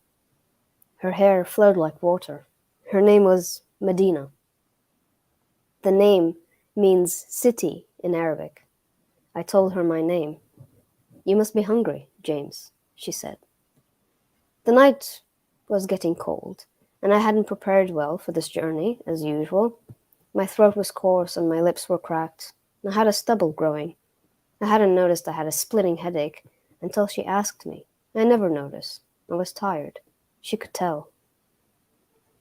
She heated water, sat by me, and offered me these strange sheets of sweet fruit and walnuts. The sheet looked like papyrus. It felt waxy. She told me its name. I couldn't pronounce it, let alone remember it. She showed me how to eat it. She took a sheet and unwrapped it, put a few walnuts inside, wrapped it like a sandwich, and ate it. She took a delicate sip of tea afterward. I followed suit. When I eat, I never taste my food. I just eat to fuel and not die. That night, when I ate that fruit and walnut and drank the tea, I felt something. It was like having a soul again. There was a moment under the starry sky in the cool night when I felt the tea melt a sadness and joy I never knew I had into one homogeneous gulp. It slid down my throat, and I had purpose. My purpose in that moment was to drink tea, eat the sandwiched walnuts, and talk with Medina. We spent a few nights like this. Every night a shard of a long-lost soul glimmered inside me. I didn't feel like this since I was 14. Our journey continued past cedars and into sand, then back to smaller, shorter trees. Every now and then I look out and find cedars and dirt and a passing fog. The fog entered the caravan in little streams, and I would breathe it in. I watched all of it pass by. I was the still statue, watching cedar trees and green and golden dirt pass by me as I sat. The night was cool but not cold. I could feel it and tell the difference. One night, she taught me how to play the oud. It's a guitar with a large belly and with strings. I was horrible at it. She said it didn't matter. As long as you make everything you do a form of prayer, you will have nothing to fear. When you eat, that's a form of prayer. When you sleep, a form of prayer. When you travel, a form of prayer. When you love, a form of prayer. We were playing music. That was a form of prayer. I thanked her again. We went quiet. She put the oud aside and we leaned close. We kissed. She embraced me. Medina, what are we doing? I asked. Praying, she said. I kissed her again. That night, we shared love and prayed. We spent 3 nights like this. I allowed myself to grow facial hair. I never grow facial hair. I hate it. With Medina, I liked it. But she reached her destination, and we had to part ways. She gave me a bracelet that I still wear today. It's very simple, nothing too extravagant. A laced bracelet with a single blue bead in the middle. She told me never to travel alone. I nodded, but made no promises. My smile dropped like an anchor the moment I dismounted. I shaved my beard that day. I walked to the city, then I got to a point where my legs couldn't carry me anymore. I wasn't exactly tired, but there was that single step that I could not take. 1 step forward, that's all it took. Then another, then I'd reach the city. I never took that step. The furthest I got was to the outskirts, to the great gate. I turned back to the Silver Rose, my ship. There was no Medina, and there certainly was no Damascus. I never saw Damascus or Medina since. And that's the end of the excerpt. Yay! Thank you. That was amazing. Thank you for listening. I like your talk of being in the present. Your character's his purpose is to listen to the prayer, and then his purpose is to drink or eat the food or something. He's very focused on the moment, and I really like that a lot. I noticed that very much so. Yeah. Thank you so much. Yeah, that story was. I remember I had to submit it to class the next day. And I remember staying up until 2 a.m. And at 2 a.m., the focal point of the story kind of finally became clear. And I remember that I had kind of edited and revised a lot of extraneous things out of the story that really didn't need to be there until I finally kind of found the main thread of the story and what that story means. This is a small excerpt of the larger thing, so I can't fully speak to the purpose without spoiling it. But it's mainly about loss and love and what it means to experience loss and love without a soul, and what does that even mean, not to have a soul, and what the hell even is a soul, and kind of I, like James, the main character, feel very ambivalent towards spirituality and religion. Those are deep topics. Yeah, that's I mean, I kind of want to connect with it, but I also don't know what to do. I feel like I should connect, but I also don't want to connect, but I also do want to connect. I don't know. So that's kind of the thought process. Feelings, yeah. I don't know. Well, yeah. Thank you so much for reading. It was beautiful. The writing was great. Your delivery and presentation was wonderful. Yeah, this was marvelous. Thank you so much. Hi, Jules. She's been in the background. Oh, she's muted. You're muted, Jules. That always happens. Happens every time. Sorry, I took myself off for a little bit because it was like the technology was going a bit haywire on my end. So I thought it was probably better not to be on. But I thought I'd come back. Sorry, your reading was beautiful. Thank I you. love Thanks so much for listening. that. No, it was truly lovely. But sorry, I interrupted Adam's thing, so I'm really sorry. No. We're glad you're back. No, just thank you. Just thank you. It was wonderful. And do you have anything available for people that they can either download to read or purchase, or do you have a website or anything? Yeah, I do have a website. I also have an Instagram and a Twitter, and I try my best to be as active on there as possible. If you'd like me to resend you my socials again, Jules, just let me know. Or was it? I think it was Adam. Yeah, who I send sent. it to Jules. Send them to Yeah. Jules, and Jules will punch them up onto the screen. Oh, she's over that way, Jules. and maybe we can get Reese to introduce herself and read a little bit while you're sending Jules the information. Is that Definitely. cool? Wonderful. Let's do that. Do you know? Let me put my my details up on the screen for you, so you can just send it straight to there. Hang on a second. Where have I put my stuff? When you type stuff, it's like, okay, here we go. There we go. So you can follow me on Instagram on that. So if you go to there, just send all the details over, and I'll put it up on the screen, and so people can obviously follow you from because we've got Facebook, LinkedIn, and YouTube, as well as Twitter and various other places where we can meet people. And it also goes out on Clubhouse too. So once I've got your details, I'll put them in Clubhouse, and then people on Clubhouse can follow as well if they want. Right. All right. Okay. So I'll leave that up on the screen just for a moment, just so that we can go to Reese. And just thank you so much for coming on. It's just such a pleasure having you on here. And I really enjoyed that read. It was very, you talking about soul, and the way you read it, it was very soulful, if you understand what I mean. It was said with so much emotion, and the actions of the characters as well were, they're both very charismatic, but also you could feel that there's deep emotions there that they're hiding from each other and also from themselves. And I feel you kind of ingrace yourself already with the characters, because you want to find out what happens to them and where their story has come from and where they're now going to, and the impact that that love and loss has had on them, and how that is going to shape them as they go on, which I suppose is very reflective of life, isn't it, in many respects. So yeah, I genuinely really enjoyed the read, and you have a beautiful reading voice as well. Thank you so much. You're welcome. So I'll give you some time just to do that. So what I'll do is I'm going to see, you don't have to worry about doing I have a typing face. So what I will do is I'll give you a few minutes off screen, and then once I've got that, I'll bring you back on. Is that all right? Sounds great. I don't know if I can hide my typing face.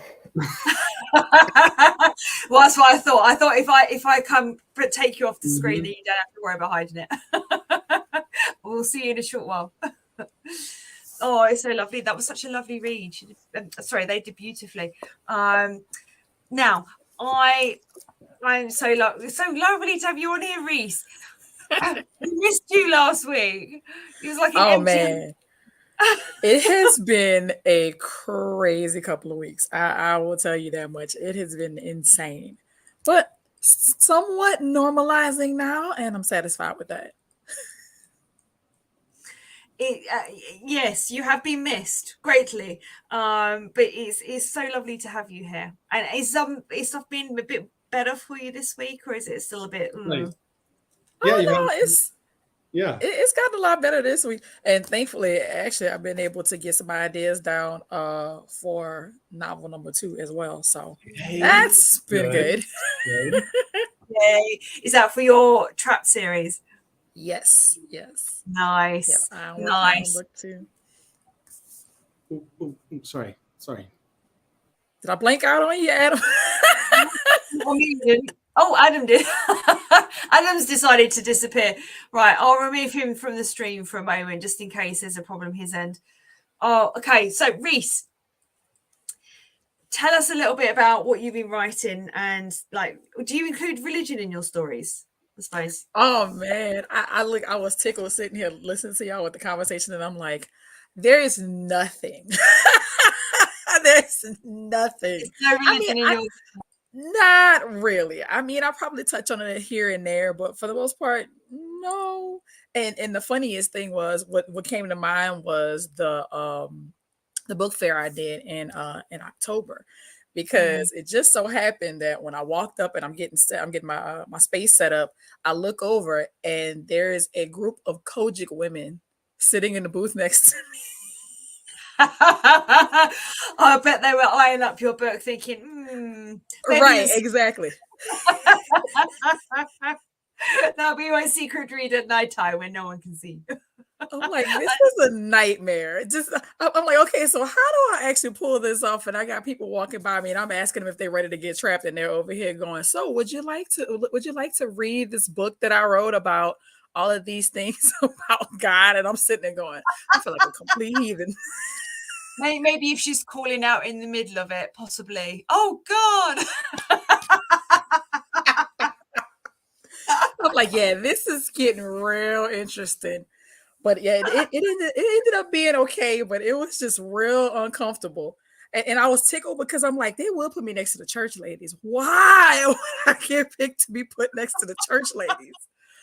Well, we're gonna work through this. We're gonna work through this. I love it. They'll probably like have the book, but it'll be like not underneath their pillow. It'll be like cut a hole in the middle of the pillow, stuff it in, wrap it in black brown paper, put a magazine over it, another book over the top of it, stick the new front cover on, pretend there you go, it's the Bible. Listen, at the end of the day, we're all people, and you're gonna read what you like, and there it is what it is. Church women otherwise, it is what it is. That is absolutely true. Now, I have been a bit busy in the background. So here you go. This is your front cover for book 1. This is Trapped. Yes. Do you want to tell us a little bit about this one? So Trapped it's so funny. A friend of mine was like, "So would you consider it a romance novel?" I'm like, I would say it has romance in it. It also has erotica in it, but I mean, it's about 4 friends and them kind of navigating their way through life and trying to figure out what is love, what, who's the best fit for me, what is my purpose. So yeah, I mean, it kind of goes around all on that vein with all 4 of the characters, and you get a chance to see all of the different interesting situations they get themselves into.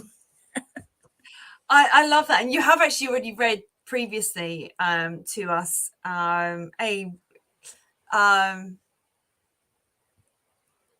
not really a romance scene, is it? I'm trying to think of the best words. No.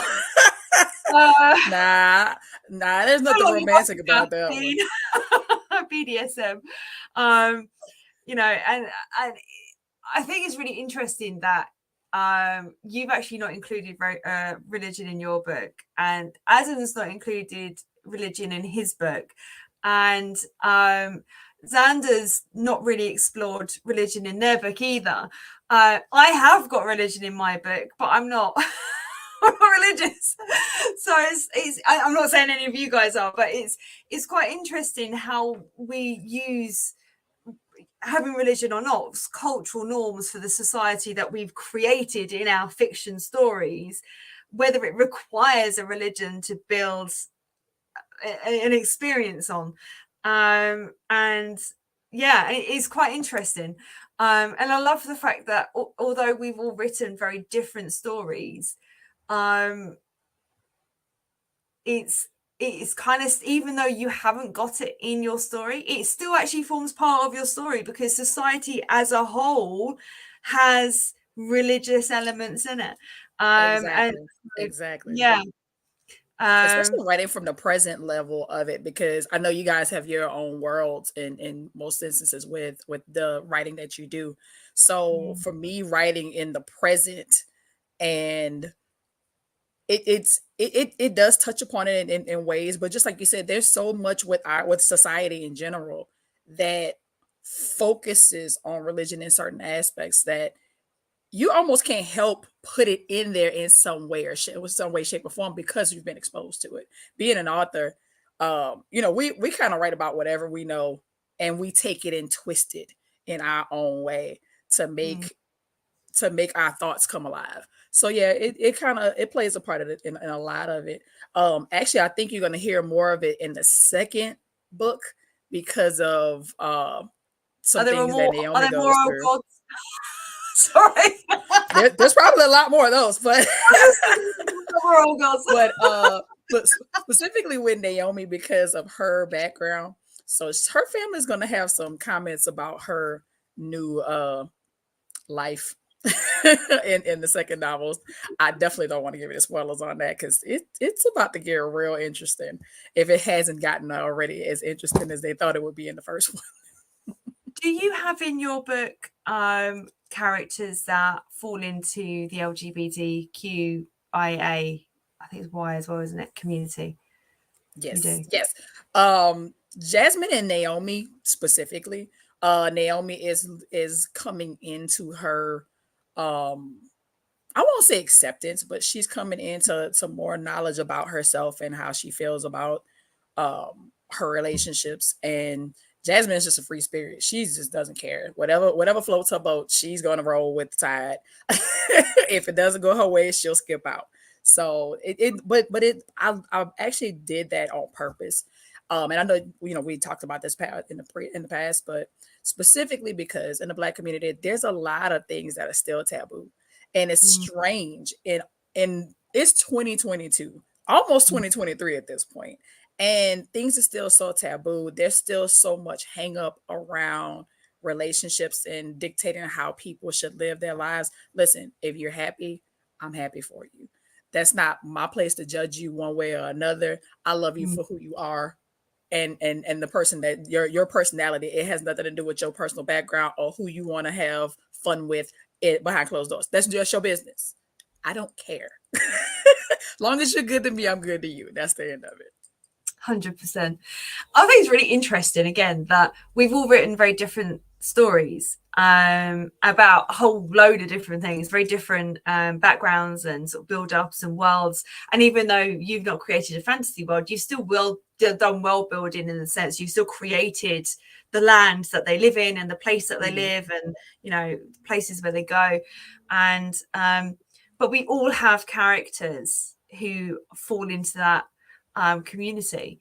And I think that it's so important to just normalize it. It's just, gender is a society thing, it's a society concept. It's not a general substance thing. And, same as sexuality, there's a spectrum there. And I think I agree with you completely. I love the fact that both Xander and Adam have got, trans people in their stories. I think that's just amazing. And, I've got in my story, Ray, she's bi, and the Mystica who you meet in book 3, they are non-binary. And, there are trans people in the community as well. And it's completely normalized in the novels, isn't it? And it that's like a side note. It's not a thing. And I like that. I think it's really important to make it normalized. Although we'll probably all have our books banned by, the education boards in America, but anyway. Oh, they would definitely not put this on their shelves. And it's funny you should say that. I actually ran into a professor. Oh God, no. No. I look high school and above. Let's go 17 plus. We're definitely not going to go down that age rated. Right, exactly. It's like maybe I need to put a stamp. Like Adam said the exact same thing about his book. He's like, I need that stamp on the book because it looks parental advisory. So innocent, but we need a parental advisory sticker on this. I'm like, yeah, my cover kind of gives it away a little bit. Yeah, I think I have seen some books with like age ratings on them, but I suppose the thing is with literature, it's not quite the same as watching it in front of you. And I'm gonna be funny, like 11-year-olds would read your book. I know that sounds like you don't want them to, but it's true. It's true. I mean, at this point, honestly, I think I read my first Terry McMillan novel when I was like 13. So I mean, it's about the curiosity. Think about it. There's so many kids that have not been exposed to the how do I want to say this? They haven't been given the proper education when it comes down to sex in general. Not even talking about sexuality, just sex in general. So the problem is curiosity leads to going digging into things that you really probably you would know that your parents really wouldn't want you involved in, but you're gonna go do it anyway because you're a kid and you're curious and you don't want to ask, so you're gonna go find out yourself. So that's basically where it started. And the funny thing is, I was walking around with the book in my hand, just randomly reading around the house. My mom didn't know what I was reading. She wasn't familiar with who Terry McMillan was until the movies started coming out. The movies didn't start coming out until I was in college by that time. So, you know, there's a lot to play on with that. But yeah, books. I saw something funny last week online. This lady posted, I bet you I could read porn in public and nobody would know. And I cracked up and I'm like, right between the pages of the books, nobody knows what you're reading, especially if the cover is misleading. Yes. Yeah. See, now I was given by my cousin when I was 9 a book called That Was Then, This Is Now. And I can't remember who the author is. And she gave it to me with a big smirk on her face. And I didn't think anything of it. I just thought she was like, oh, it's a good book. Here, read this. So I started reading it. And it's quite an old book. I think it was written like in the 70s or something. And it got to a certain point where there's this full-on gay scene between two men in a bed. Wow. And at 9 years old, I was like, that's interesting. Okay, I'm just going to keep reading. And I loved it. And so, yeah. I'll see if I can find the details of it. It was a really good book. I really enjoyed the story. So,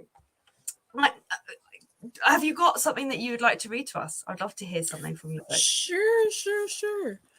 I had Adam cracking up earlier, and I'm like, I gotta find something for us to read. That's really the same scene. Is there another scene that's like that? Whew. There's a few. There's a few. The unfortunate thing that I honestly, the one I would really love to read is super, super long. It's an entire chapter. Like the entire scene is an entire chapter. And I'm like, there's no way I can cut this down, because the harder I try, the more detail gets cut out and you miss the entire point of the entire scene. So I'm like, yeah, let's just not go there. We're going to move on to something else. So you can save that for next week. All right. Oh my gosh. I think the last one that I read, I want to say it was probably one of Stephanie's scenes, which might be the one that you're talking about. When, was it that one? This was that was a starter one.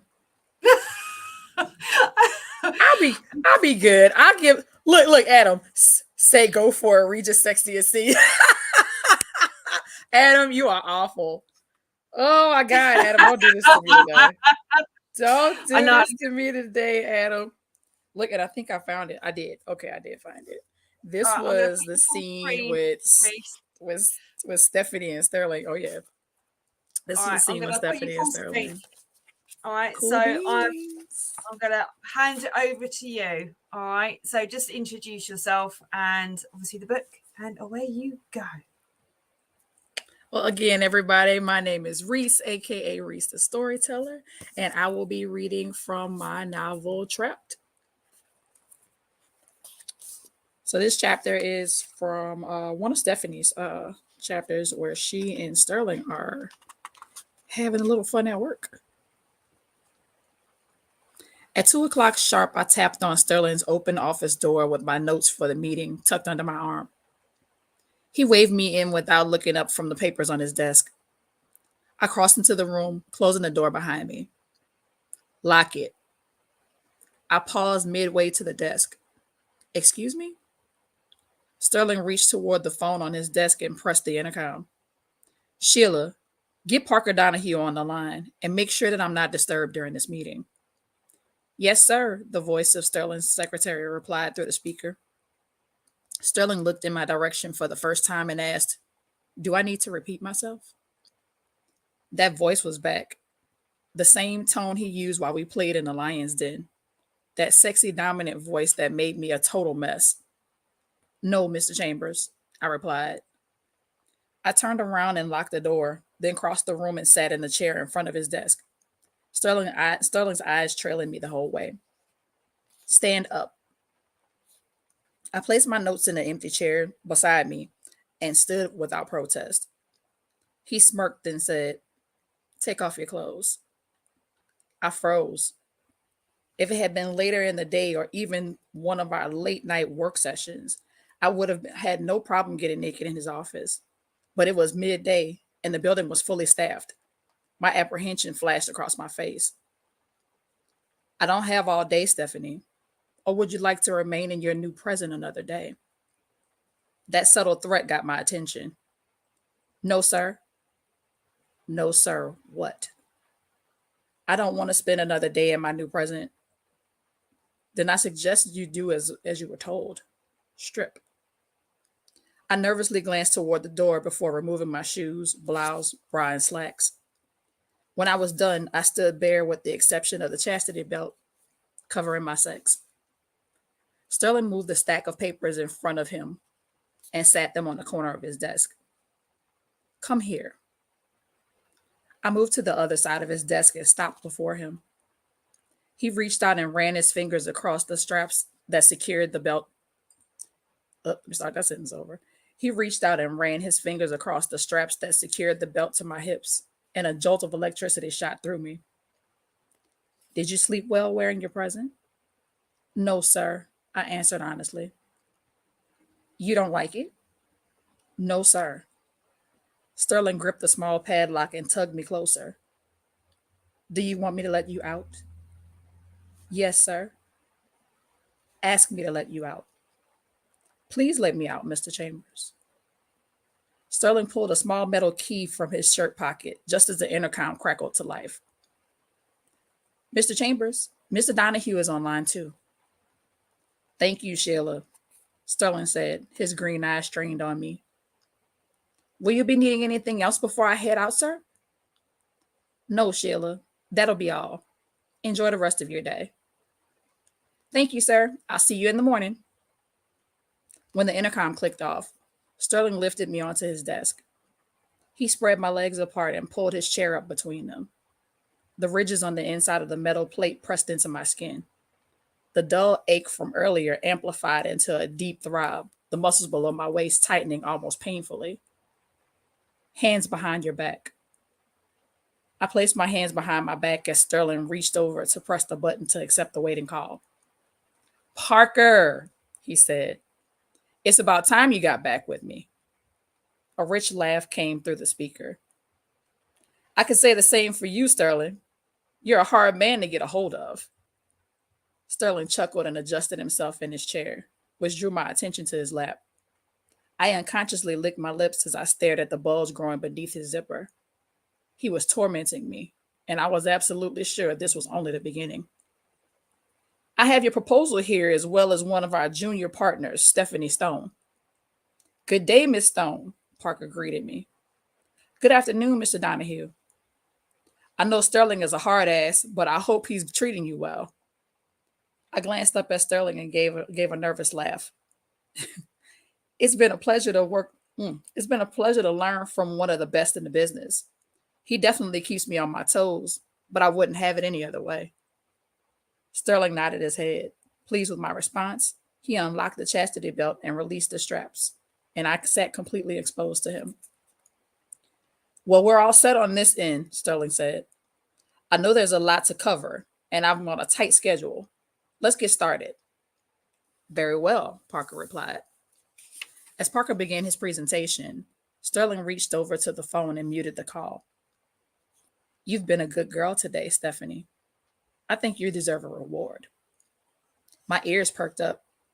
I wondered what he had planned and if those plans included taking me on his desk in the middle of the conference call. The thought alone was enough to make my temperature rise. "What kind of reward?" I asked. "Is that how you ask?" "May I please know what the reward is?" Sterling sat still, studying me. The only sound in the room was the droning from Parker's voice as he discussed the company financials. You're going to make yourself come. You want to watch me touch myself? That's right. But you won't come until I say so. Right now? Yes. May I begin, sir? I asked excitedly. Yes, you may.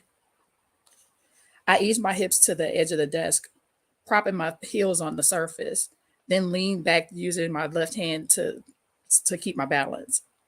I brought my right hand around to the front of my body, dragging my fingers across my thigh. When my fingers sank into my wetness, I gasped. Much better than the belt touching you there? Sterling asked. Yes. Yes, sir, I breathed. Sterling watched with lust-filled eyes as I slid my fingers over my slit, then delved deep inside my warmth before returning to my clit. Free from the confinement of the belt and with his eyes on me, I had become hypersensitive. Every thrum of my fingers drew me closer to that sweet ending I had longed for all day. The voice over the phone yammered on while my flower rained over my fingers. Sorry, my earbud just fell out. My breathing was getting deeper. My eyes closed, and I focused all of my attention on my rhythmic strokes. I was close. So close. Stop. I opened my eyes and looked at Sterling. Biting back a groan, I brought my movements to a halt. I laid back against the desk, fists clenched at my sides, my body screaming for me to continue. I squeezed my thighs together, the pressure causing me to shiver. Continue, Sterling said. And the torture went on. Sterling dictated every moment. He kept me on the edge, made me bring myself to the brink of ecstasy repeatedly, only to snatch it away. I'd lost track of time as well as the number of times he made me stop, then start again, as the presentation continued in the background. Please, Sterling, I begged as I teased myself. Please let me come. Stop. I tossed my head back and forth against the desk, tugged on my hair, squeezed my breast, anything to help ease my suffering. Sterling smiled at my misery. Continue. I tried to go slow, tried to stretch out the climb, but my body had other plans. I wouldn't last much longer. Do you want to come, Stephanie? Sterling taunted. Yes, sir. Please. I want to come so bad. Please let me come. Sterling stood up from the chair, hovering over me, watching me tremble and sweat as I desperately tried to hold on. If he made me stop one more time, I thought I'd stop breathing. I can't. I'm right there. Please. Your orgasms are mine, Sterling said.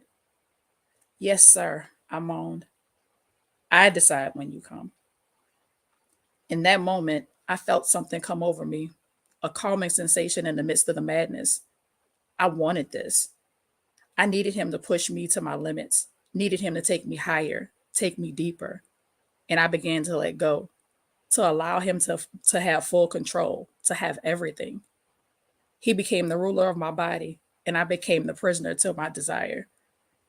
Just when I thought I would lose the battle, Sterling sat down in his chair and folded his arms across his chest. Come. At his command, my body splintered, my free hand covering my mouth to smother my moans. I couldn't stop shaking, my orgasm wrecking me, sapping everything from me. My thighs locked around my fingers and I started coming all over again. I never experienced a release so intense in my life, and I wanted to live in that euphoric feeling forever. When I finally regained control of myself, Sterling's voice reached my ears. Good girl. What do you say, Stephanie? Thank you. Thank you, sir, I replied with a satisfied smile. Then my whole world went dark. That's the end of that scene. Yay! Yay! Look at it. I love the sexy reading. Yay!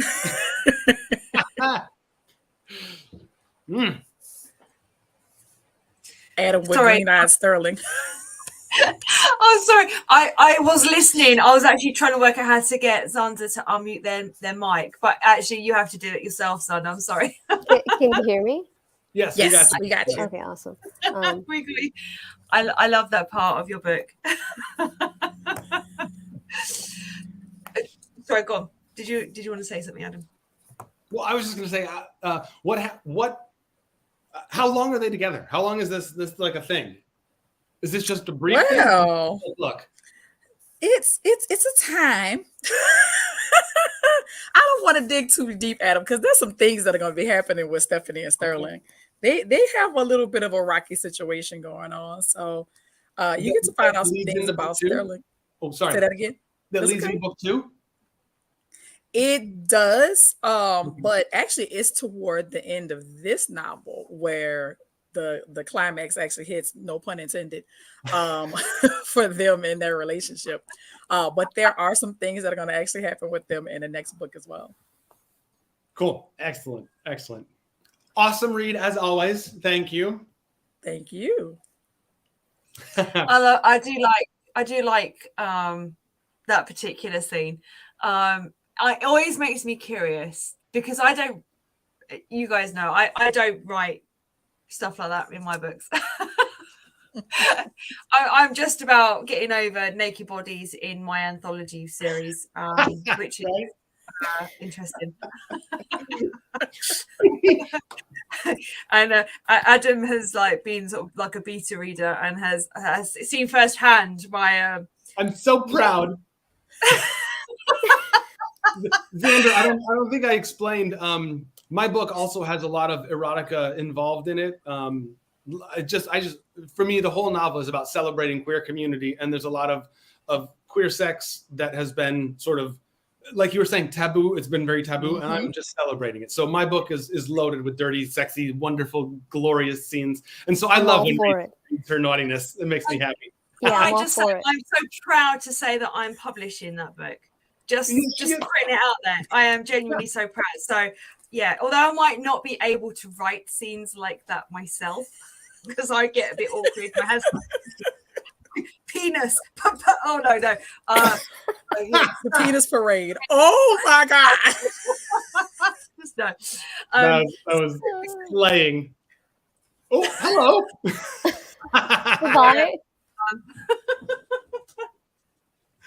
You obviously heard the word penis and thought, yeah, that's me.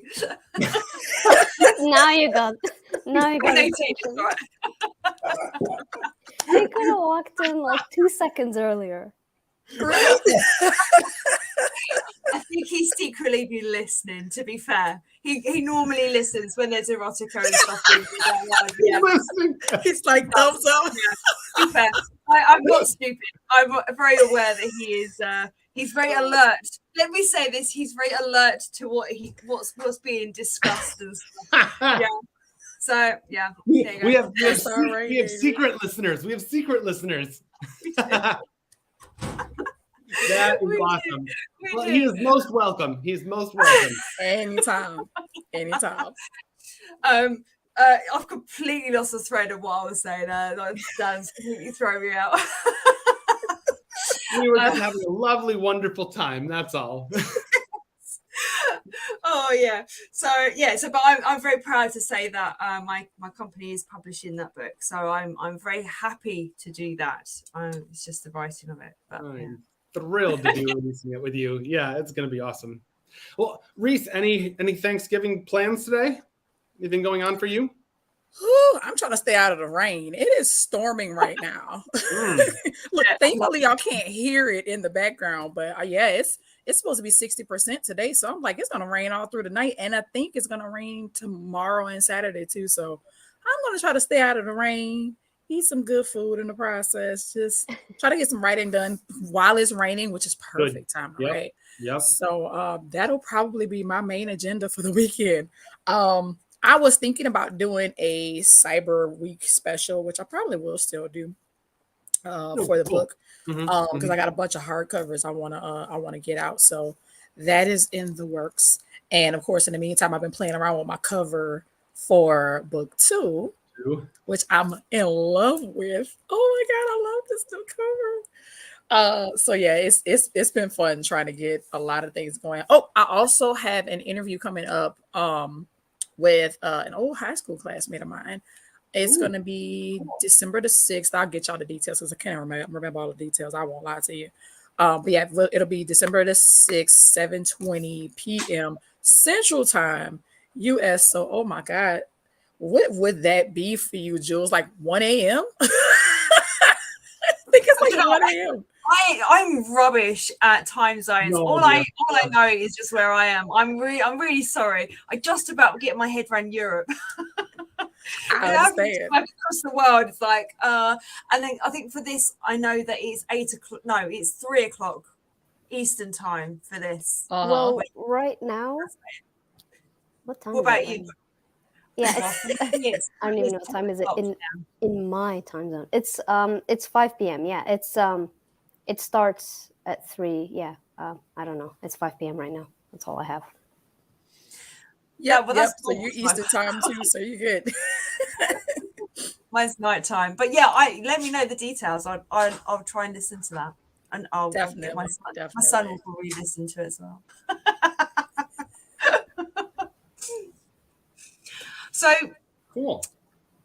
And Reese, you also have other bit of news, don't you? That you messaged us a picture of.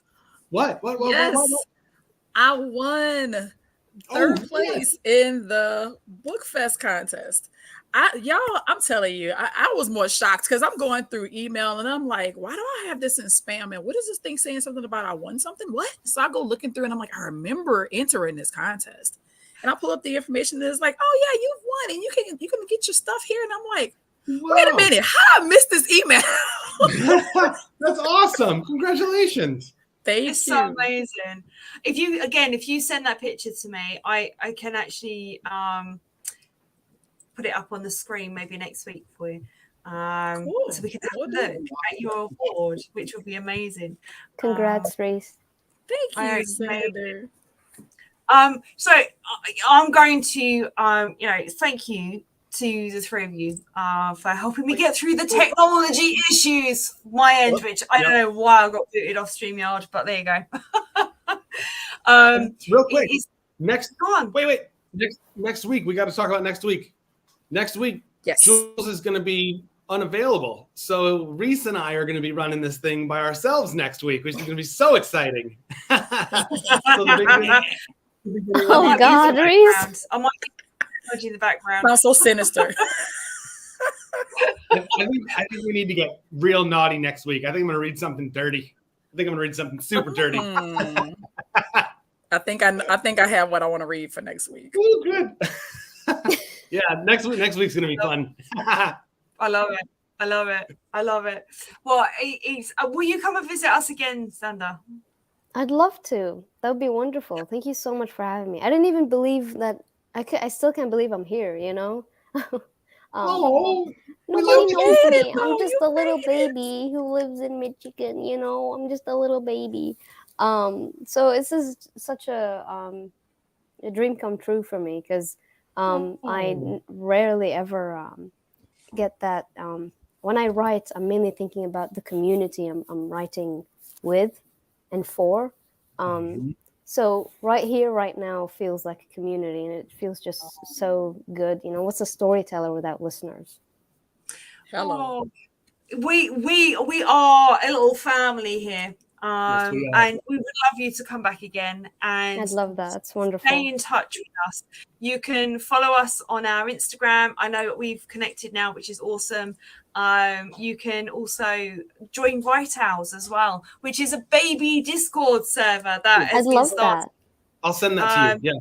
Yeah, I'd love that. Absolutely. I just want to immerse myself in a supportive, healthy writing community and storyteller community, because otherwise I'll just stay where I am, you know? Yep. Having other writers is so inspiring to my own writing. Really? And it is. Really, my first time coming on the Book Slam changed my life, and I've never stopped coming onto the Book Slam since then. Understandable, you know? I tell every writer that I meet to come onto this show and just be part of this wonderful family. Yeah. Yeah, never write alone. Never do anything alone, really. I know. Yep. And it can be so lonely. It can be so lonely. It is, yeah. Yeah. And I think the fact, I started off like Adam did. We actually started off just on Clubhouse, which is just like a normal non-videoed podcast, and it's kind of evolved into this. And now I am the host of like technically my own sort of show with Indy sort of somewhere. He's not around today, but yeah, he's normally in the background working away on the technology, and obviously Reese has kind of done the same thing as myself and Adam. And so having regular authors on here is, I think that's part of it. It's not just about having a guest author every single week, because what I like doing is getting to know the authors, getting to understand their work, doing a bit of a deep dive into what's inspired them, what's kind of their creative process. But the other thing that we started gravitating towards, which I really like, other people might have their own opinions, which is absolutely fine, but looking at the writing process, what goes into it, elements of writing, how writing changes us, things that we draw from our own imagination, things from real worlds, and how it all gets put into this magical piece of shapes on paper. Yeah, they are just shapes on paper that apparently make sounds, and these sounds make stories. Yes, so cool. I love that. That's such a great concept, and not just concept. It's such a great initiative, because, like, I especially, I'm dying to connect in a writing community. While I have a few writing friends here and there, and we meet regularly, but I'm always hungering for more. I can't satisfy myself enough with immersing myself in a writing community. And I really think I don't really talk about my writing process with many people, and I think that's probably why I feel so timid and quiet, and I just get really afraid of sharing my work. This platform is for that, is to help people feel comfortable talking about it. It feels good to have a safe space to share your work as a writer, number one, and as a trans and queer writer, number two, and also as a trans and queer writer who's from Arab descent. I'm also Arab American. I forgot to mention that. Yes. So it's just really weird to exist simultaneously in these identities, and it feels like you're the only one out in the world when you're not talking with people who are similar to you, So all my rambles are just to say thank you for creating a safe space like this. It's meant a lot, and I really, really appreciate you coming on, and thank you for connecting with me over Instagram, and stay in touch. Don't disappear. Absolutely. I'll never disappear. Come be part of our community. Come and join us on Discord.